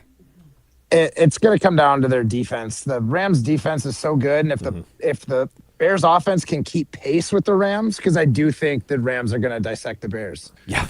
I think the Bears are going to need to score 30 to have a crack at winning it. I think it'll look like they just scored 31 the other day. So they almost scored 30 points in one quarter against the Packers, Matt. It could happen. I know. It certainly could. I'm just saying that would be my not so bold prediction. The Bears have a shot at winning that if they get 30 or more points. But it's going to be a shootout, I do think. It's going to be a good game to watch. Yeah, I think it'll play out if the Bears have a chance, hopefully slightly different than like the San Francisco Bears game, where they were going back and forth, just trading haymakers. And at least now they have a quarterback that can compete in that game. I'm curious what you guys' feelings are on tonight's game. Aaron Rodgers, Pittsburgh. I want Rodgers. You can be able to pull it out against the Texans, or I would the love favorite to see Rodgers Texans win. going to beat. So funny with this. Part of me, because I think C.J. Stroud's still on his rookie scale deal, so part of me wants all the rookie scale guys to make it as far as they can. But so you can talk to Tauscher. Yes. Talk smack to Tauscher about it. I will be. I'm insufferable, but I will be insufferable to Tausch if Caleb Williams on a rookie scale deal makes it to the Super Bowl. But, rubbish. Regardless. All right, you just made up my mind. I don't want the Bears to win. You're right. But on that point, to the point of trying to be more cordial, I haven't heard Aaron Rodgers talk a lot this year, so I kind of want to see him. I always like the Steelers, and I kind of want to see him at least win this game, get a little bit farther in the playoffs. I'd love to see him go in the playoffs. So, I'll be honest. At this point, and I'm going to regret saying this, the Bears have exercised all these demons. A Bears-Steelers Super Bowl would be amazing. And Rodgers beating the Bears. Tell me about it. Yeah, I still own you. Okay, so but God it's forbid been a while. someone says bleep the Packers. But sorry, go ahead. Yeah, it's been a while since I've been on the show, so you obviously are missing one of these tidbits. I saw a stat the other day that the Pittsburgh Steelers are, since 1991, are 23-0 at home on Monday night. All right, and you just jinxed him. Take that for data. Nice job. Doesn't Rodgers rock on Monday Night Football too? Yeah, he's usually a big game guy. Also, the fact that it said, does Rodgers rock? I can see anything happen. I can also see the Texans just eat Aaron Rodgers alive because he's old and can't move, and their defense is really good. That's going to happen. That's 100% going to happen. Certainly could. And then Aaron Rodgers wraps up his career with the Vikings. You might want to remember when you go to Pato. True. There you go. Thank you. Steelers don't lose on Monday night. So 3-point dogs. I'll make a note of that for next year. Make the drive over. Yeah. I will be in Milwaukee You got tomorrow. time after this. Maybe you got time after this Can show. you collect money for someone? Can I give you my my payout for Ben Johnson? Do I get a percentage? If Ben Johnson wins Coach of the Year and you collect the money from me, I will, right. because then it'll be a good amount of money. I don't want to IRS listening. All right, Give me 5%. Matt, thank you so much. Allegedly a good amount of money. Yeah, allegedly. $25 IRS. $25. Could be some. All right, guys. Thanks for letting me join our show. Bye, Matt. Thanks, Have Matt. fun in Canada, allegedly. Allegedly. So, unfortunately, Matt still has to work. Yeah, Matt's got to go back to work, allegedly. Ruth's Chris Steakhouse in Middleton. There's nothing alleged about how great of a legendary place it is for their Sizzle, Swizzle, and Swirl Happy Hour. Go there, check out their.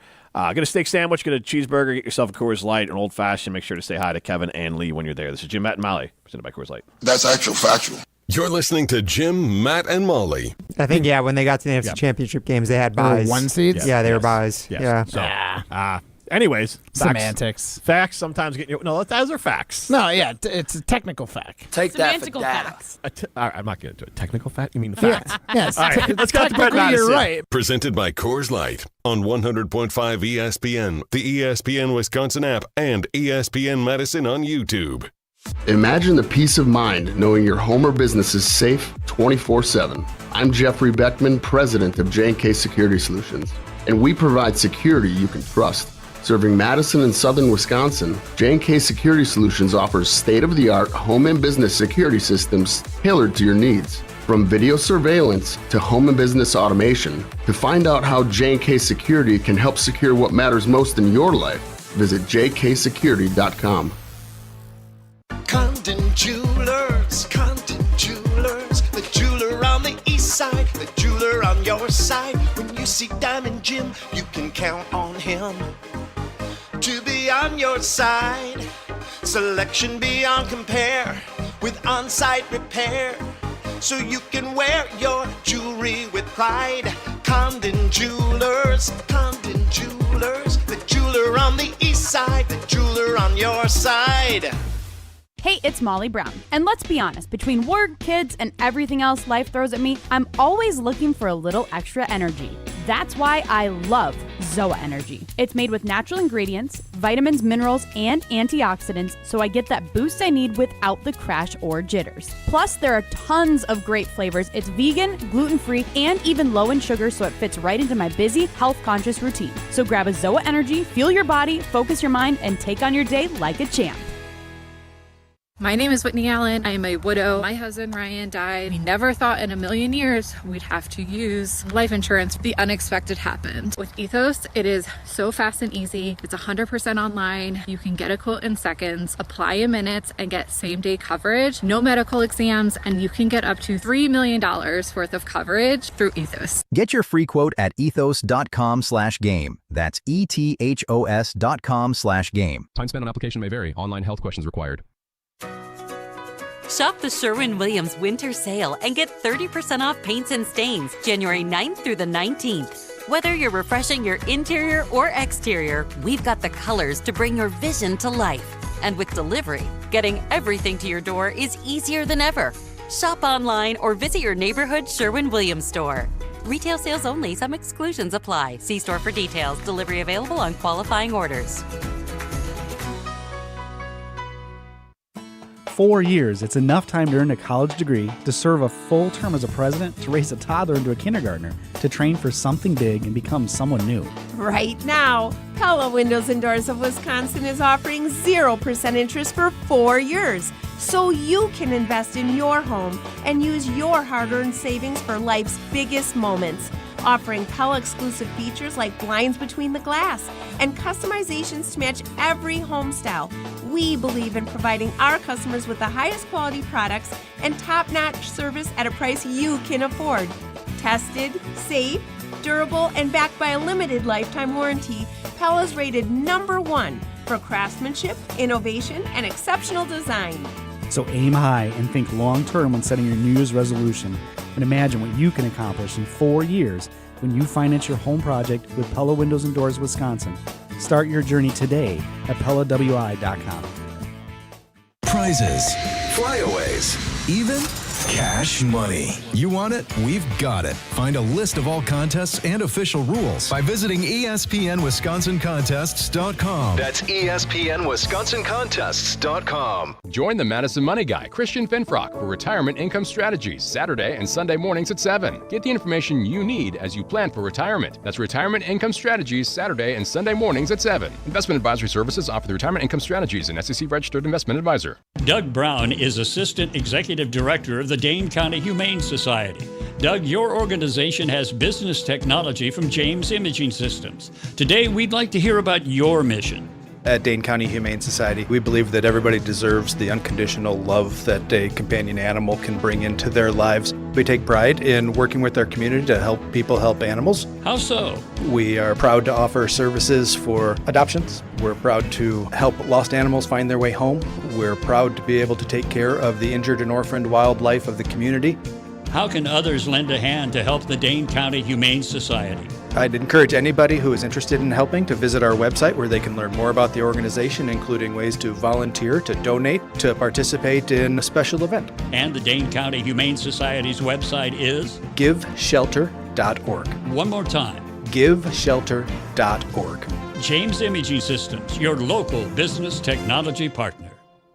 Well, it's January, which means routines are back, but the sports action never slows down. Big football matchups, playoff intensity every weekend, and elite hoops almost every night. And when there's this much going on, it always feels good to be right, especially on Prize Picks. Mark Tauscher here, and Prize Picks is daily fantasy made simple. Pick at least 2 player projections, choose more or less, and you're done. No drafts, no waiting. I'm talking lineups you can make in under a minute. And now there's a new feature I love, early payouts. If your lineup starts hot, you can have the option to cash out before the game even finishes. And plus, with stacks, you can pick the same player up to 3 times in one lineup, points, assists, and threes all together, only on Prize Picks. Deposits and withdrawals, they're fast and easy, available in all 50 states. Download the Prize Picks app today. Use code WI to get $50 in lineups after you play your first $5 lineup. Again, that's code WI to get $50 in lineups after your first $5 lineup. Prize Picks. It's good to be right.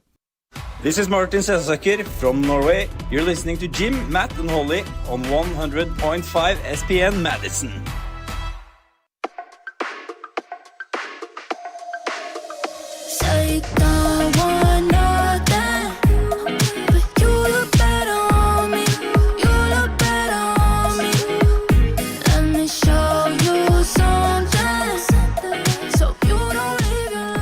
Coach Ho-Chunk Gaming Madison. Go be a winner. Millions of dollars are won every single weekend at Ho-Chunk Gaming Madison. Go be a winner and go to Ho-Chunk Gaming Madison. Jim Rutledge alongside Molly Brown. Primetime Laura Shine behind the glass. We are asking you, do you blame Love at all for the loss? 844-770-3776. That's the Cardinals Talking text line. This is Morris. Our citing limit poll question is, do you blame Jordan Love at all for the loss? And right now, 63% of you say no. And they say no is weird because the 2 intentional grounding calls, the delay of game, and dropping the ball, which literally and figuratively on that last play, screwed the Packers. Okay, so here's my thing. And I know we like to do little black and white questions here, yes or no kind of thing. But now I know that I can't retroactively do things. But the way that I would think about it in my head is, what percentage of blame do you give to Jordan Love? Because to me, it's let's say 0 to 10%. That's probably where you would land to me. So, and So yes, I think he should take blame, but it's very minuscule. On the grand scale of everything else that happened in that game, to me, it's like, you weren't a major problem. He was not a problem, no. And it goes back to, what are your expectations for Love? If you think he's a good quarterback, fringe top 10, he played fine. That's what I think he is. I don't think he's elite. Right. And I don't care if he's elite. So that's why I was saying, and I don't blame you on that. For me, the conversation about elite needs to be on pause until he has some more moments to match his stats. He's got the stats. He's got the regular season. Him and LaFleur are very similar. It works until it doesn't work. And when it doesn't work, it looks really bad when it doesn't work, too. It's not like middling. It's like, I mean, couldn't you say that about the Bears in the first half, Caleb and Ben? Again, they won, though. Like, this is life. You win, everything's different. I mean, you can say about literally any team. Yes. Okay. Yes. Sure. But unfortunately, the Bears are the Packers. Unfortunately for Packer fans, the Bears are the Packers of a couple years ago. Jordan Love's first season as a starter. I would say they're actually just the exact opposite of what they are this year. The Bears are just kind of meh through the first 3 quarters and then just absolutely elite in the fourth. True, whereas but the Packers just the expectation-wise, yeah. they came out of nowhere when Jordan Love's first season. Oh, you're talking, more yeah, overview? So now yeah, it's sure. the Bears got the division, the Packers didn't, but otherwise it's like, wow, this is they're on the come up. This is all beautiful, and Caleb, you're going. And it's only going to get better from here, Jim. Right, There'll exactly, never be yes. any steps back. Exactly. Things only get better Caleb, and go up, right, Molly? The way that you are saying this so sassy makes me think that that is actually what's going to happen, and that the Bears are not going to take any steps back. And I don't like. I'm just saying the things that Jim said to Packers fans 2 years ago. I know. I just said it wasn't guaranteed, and it's not guaranteed. I'm talking about the hype train is going to be behind the Bears and Caleb. There's going to be a lot of hype. What happens with the hype train is good. I hope you crush. You crush on the hype. I don't know what'll happen with it, but the hype train's going to be there. Molly was just like that person from Mount Horeb last week who's like, I hope they cut his brake lines. Same thing. Literally, I was. Oh, I hope that train crashes so hard.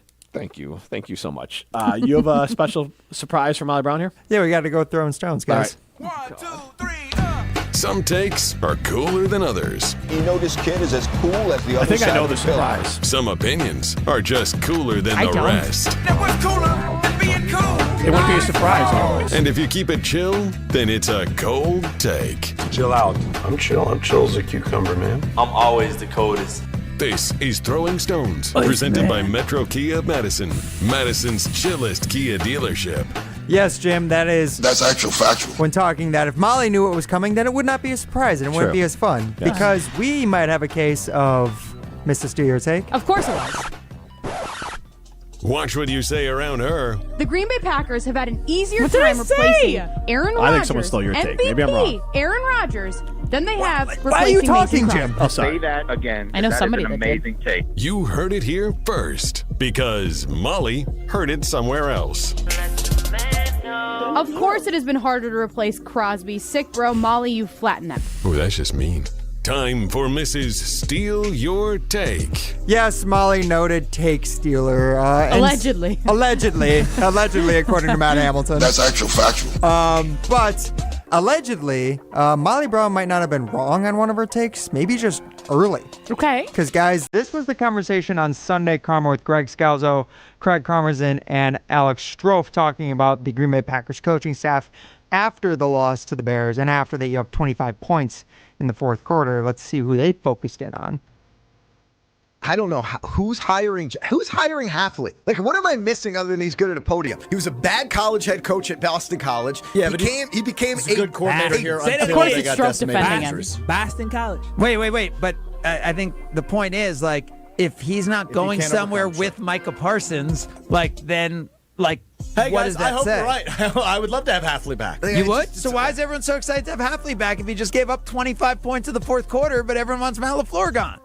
So, speaking of which, Molly Brown had a similar take last Thursday that she got a lot of pushback for on Twitter, X, social media, And on the what show. have you. And on the show a little bit. So this is what Molly had to say on Thursday. I said it before, there's part of me that just feels like Jeff Hafley has kind of coached himself out of a head coaching position, and maybe I'm being too hard on him. But, I get it. You lost Micah Parsons. As we've said, that's literally what's taken the air out of this team this season, is just losing him. But, he hasn't figured out a way to have a good defense without Micah Parsons. You haven't done anything. Still true. Eerily similar. Guys, at this point, do we think Packer fans would rather have Matt LaFleur or Jeff Hafley as their head coach? See, so it's funny. I was just telling Jim this as I was scrolling late night on Saturday or early morning Just doom Sunday. scrolling until 2 in the morning. I literally couldn't And I was sleep. joy scrolling. Yes, we know. Yes, I was yes. actually vomiting while I was scrolling. That's how I felt during this. But no, so I was scrolling, and every single tweet that I saw was fire Matt LaFleur, every single thing. Fire Matt LaFleur. I maybe saw one about Rich Bisaccia. Not once did I see anything about Jeff Hafley. I'm like, did we just forget how the Packers literally lost in the second half? The fourth quarter, Craig Karmazin literally just said it. 25 points this defense gave up in the fourth quarter. I don't know, guys. I'm not great at math, but let's just multiply that by 4 quarters. That's 100 freaking points. 25 points in 1 quarter. But yet, you don't have a problem with Jeff Hafley? That's where my mind is mind blown. I'm not saying he's a bad defensive coordinator. All I was saying, and what that clip of me saying that was from, was when we were talking about if you were going to hire a defensive-minded head coach, I would take Robert Saleh over Jeff Hafley because he's more proven. I'm not saying he's a great head coach. We've seen him with the Jets. Didn't have success there, but also there was a lot of things going on there. I would take a proven guy over Jeff Hafley. I don't know how any team could hire Jeff Hafley as their head coach right now. Because let's just pretend like we don't even know who Jeff Hafley is. He's a defensive coordinator from some other team in the NFL. If all of a sudden there were rumblings that he was going to be hired as the head coach of the Green Bay Packers, and I saw what his resume is, I saw the way that his team, that he just coached their defense against whatever team, allowed 25 points in 1 quarter, I'm saying, why the hell are we hiring this guy? This guy's not going to be my head coach. He better not be. I'm not taking that guy. So yeah, I stand by it. And shout out to Scalzo because he got the word out about this. And that tweet was popping off of Scalzo reacting to Jeff Hafley and saying how not great he is. So I'm glad people are listening. Hopefully, people start to realize that Matt LaFleur is not the only issue with this team. So one of the things that Scalzo referenced, I think is something you and I have talked about that I brought up before, is that I think Packer fans want LaFleur gone and Hafley as the coach because they like his press conferences better. You said he's a football guy. Yeah, he's a football guy. At the podium, they like that he went, I'll see you guys next week. Right. How'd that work out for Freezing him? cold take, unfortunately. Again, I told you, I hate it. And then you have the pretty boy, Matt LaFleur, the offensive guy, Matt LaFleur. And sometimes you want what you don't have. And so you look at it and you go, hey, Matt LaFleur, yeah, he's got all these wins, but look at the defensive guy, and our offensive guy is too soft, and we're not winning, despite the fact that offense is why you win in the NFL, and Matt LaFleur is regarded as one of the best play callers in the NFL, and Matt LaFleur is one of the best regular season coaches in the NFL.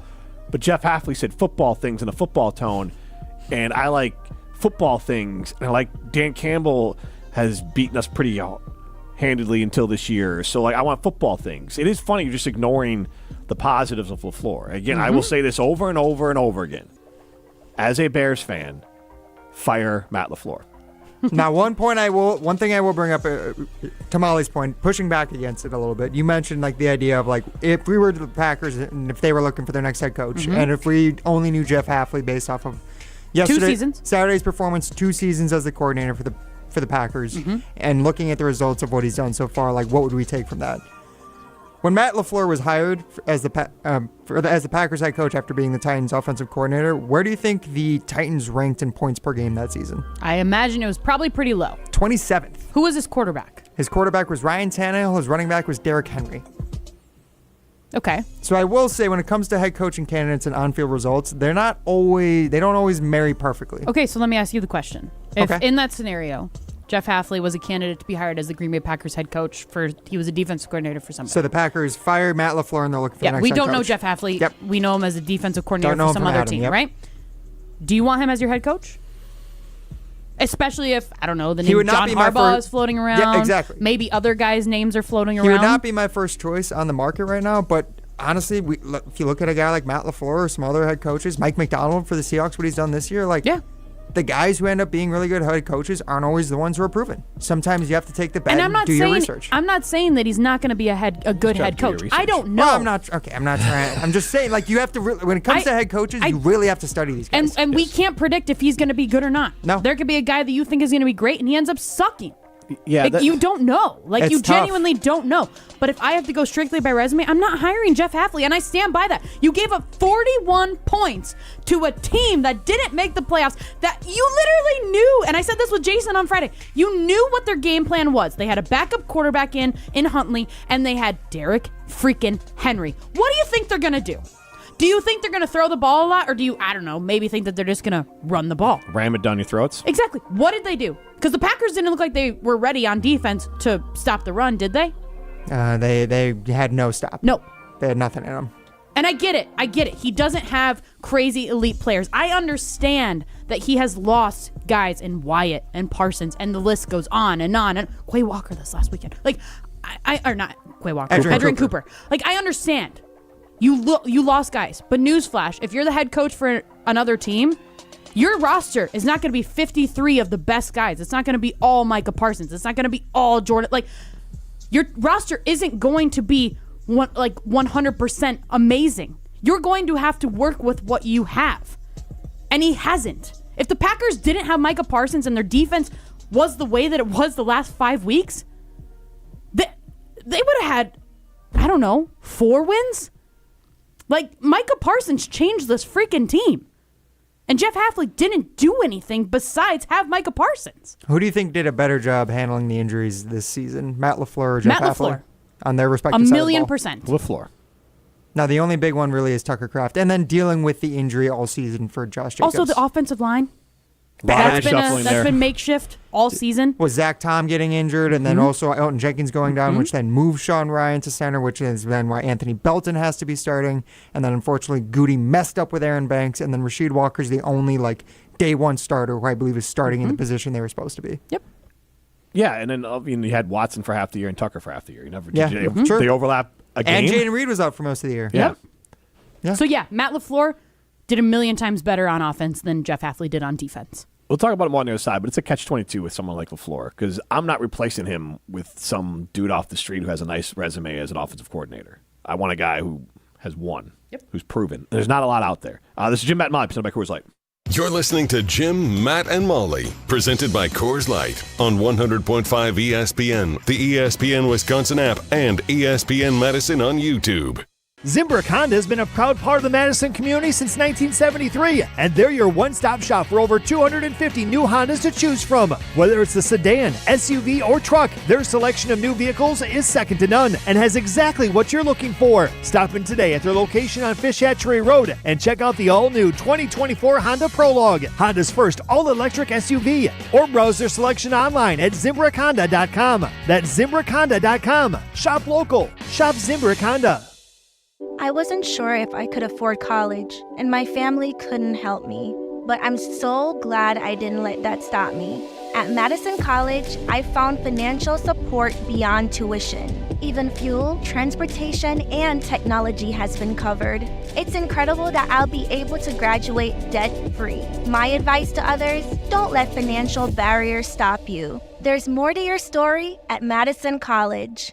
Visit madisoncollege.edu to get started. Hey, it's Jim Rutledge, and if you're like me, you want to look good, feel good, and still enjoy life. That's why I go to Carbon World Health. Whether it's recovery after a long week, boosting energy, or getting your fitness dialed in, Dr. Nestor Rodriguez and his team have you covered. And now, they've got a new med spa in Sun Prairie that has everything you need to look as good as you feel. Carbon World Health isn't just a gym, it's a total wellness experience. Visit carbonworldhealth.com to learn more. Coors Light presents To Chill or Not to Chill. When your friend skips your favorite song on the playlist. End the friendship. Or choose chill because that song lives rent-free in your head anyway. And you planned ahead by bringing Coors Light to the party.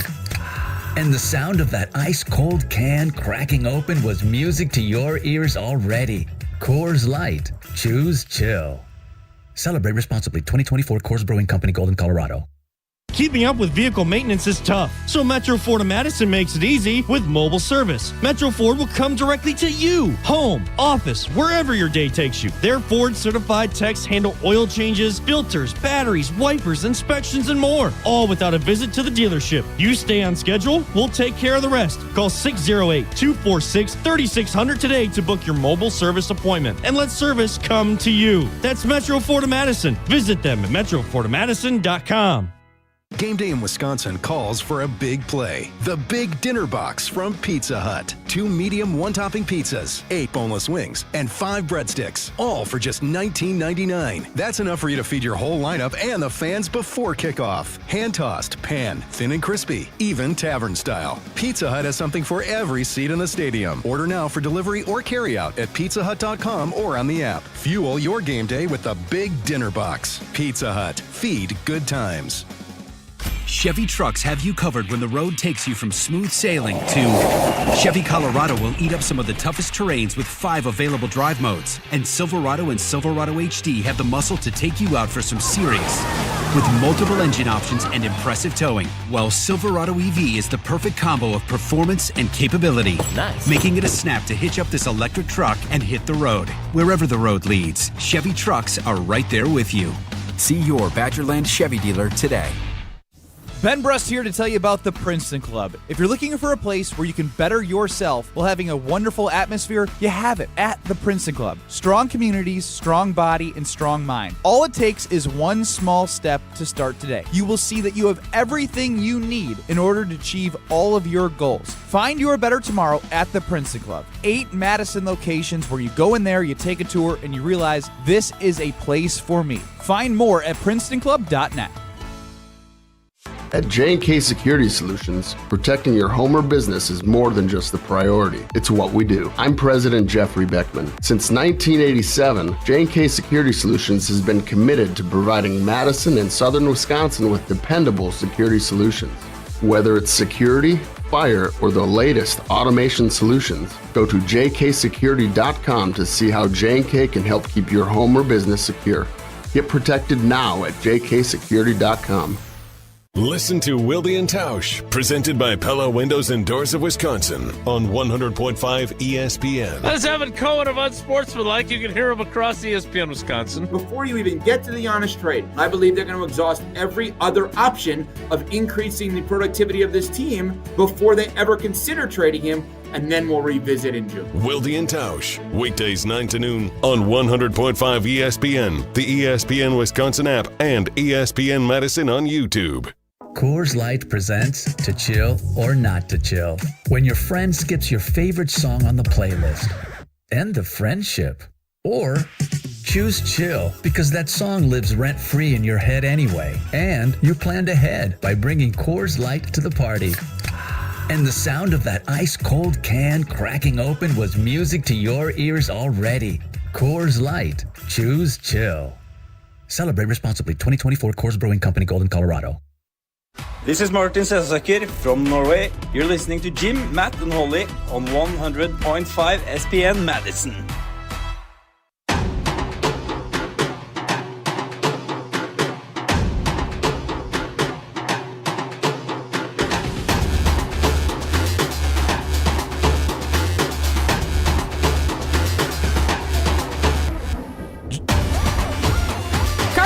Brand new Med Spa in Sunbury is absolutely amazing. Whether you're ready to refresh your skin, relax with a HydroFacial. What?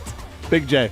Or try the latest in body contouring, the experts at Carbon have you covered. Just ask Big J. I've seen the results, and they are absolutely incredible. You can book your visit today at carbonwithhealth.com and experience the new standard of self-care at Carbon with Health in Sunbury. Jim Rutledge. Big J. So I forgot I wasn't supposed to start segments, so then I just tried to make the most out of it. It's okay. I was a little delayed here, so that's on me. She's Molly Brown. I am Jim Rutledge. Speaking of Coach, the show's wrapping up here, and I'll talk about this more tomorrow. One, Coach Barry Alvarez, his show's coming up live from Ruth's Chris Steakhouse with Jesse Nelson and I assume Tarek and Derek. Amen. I don't know. I assume Barry? No? Yeah, Barry's on. Okay. Yeah. Well, you didn't say Barry. So I said the Barry Alvarez show. I guess I was making that broad assumption. Absolutely ridiculous. How dare you assume? Right. So that's coming up. The coach thing with the Green Bay Packers, we can talk about it more tomorrow. But I'm going to die on this hill that this is why I feel like Matt LaFleur is 100% back. The only type of coach that makes sense is a John Harbaugh archetype type coach where they are proven. They are a proven winner. No questions about it. They're going to come in here. But that person's going to come in here with an ego. That person's going to come in here with a resume. That person's going to come in here more, let's say John Harbaugh, more successful and more proven in the NFL than Goody. And asking for $20 million a year. Total staff control. Great. Fine. Who cares about any of that? Goody. The Packers do. Goody, yes. Right. But that's a sign of a bad organization. Goody doesn't have the confidence to let someone like John Harbaugh come coach the Green Bay Packers. Harbaugh also says he wants to handpick his GM, so in which case Goody might not be again, there. Like this is reporting. So basically, if Ed Policy hires John Harbaugh, that means he's potentially firing Brian Gutekunst? That would be, talk about cleaning Dominoes? house. But can I say this? The reports out there, and again, this is reports from Harbaugh, the reports out there is Ben Johnson was only going to go somewhere where he could have his own GM. Him and Poles met. They realized that they were good enough to work together, so he went to Chicago. You think Goody would get along? No, that's my point. But to your point, Ed Policy, if John Harbaugh's hired, it's putting John Harbaugh as the head football guy in charge in Green Bay. 100%. Yeah. We'll talk about if you'd like that tomorrow. This is Jim, Matt, and Molly, presented by Coors Light.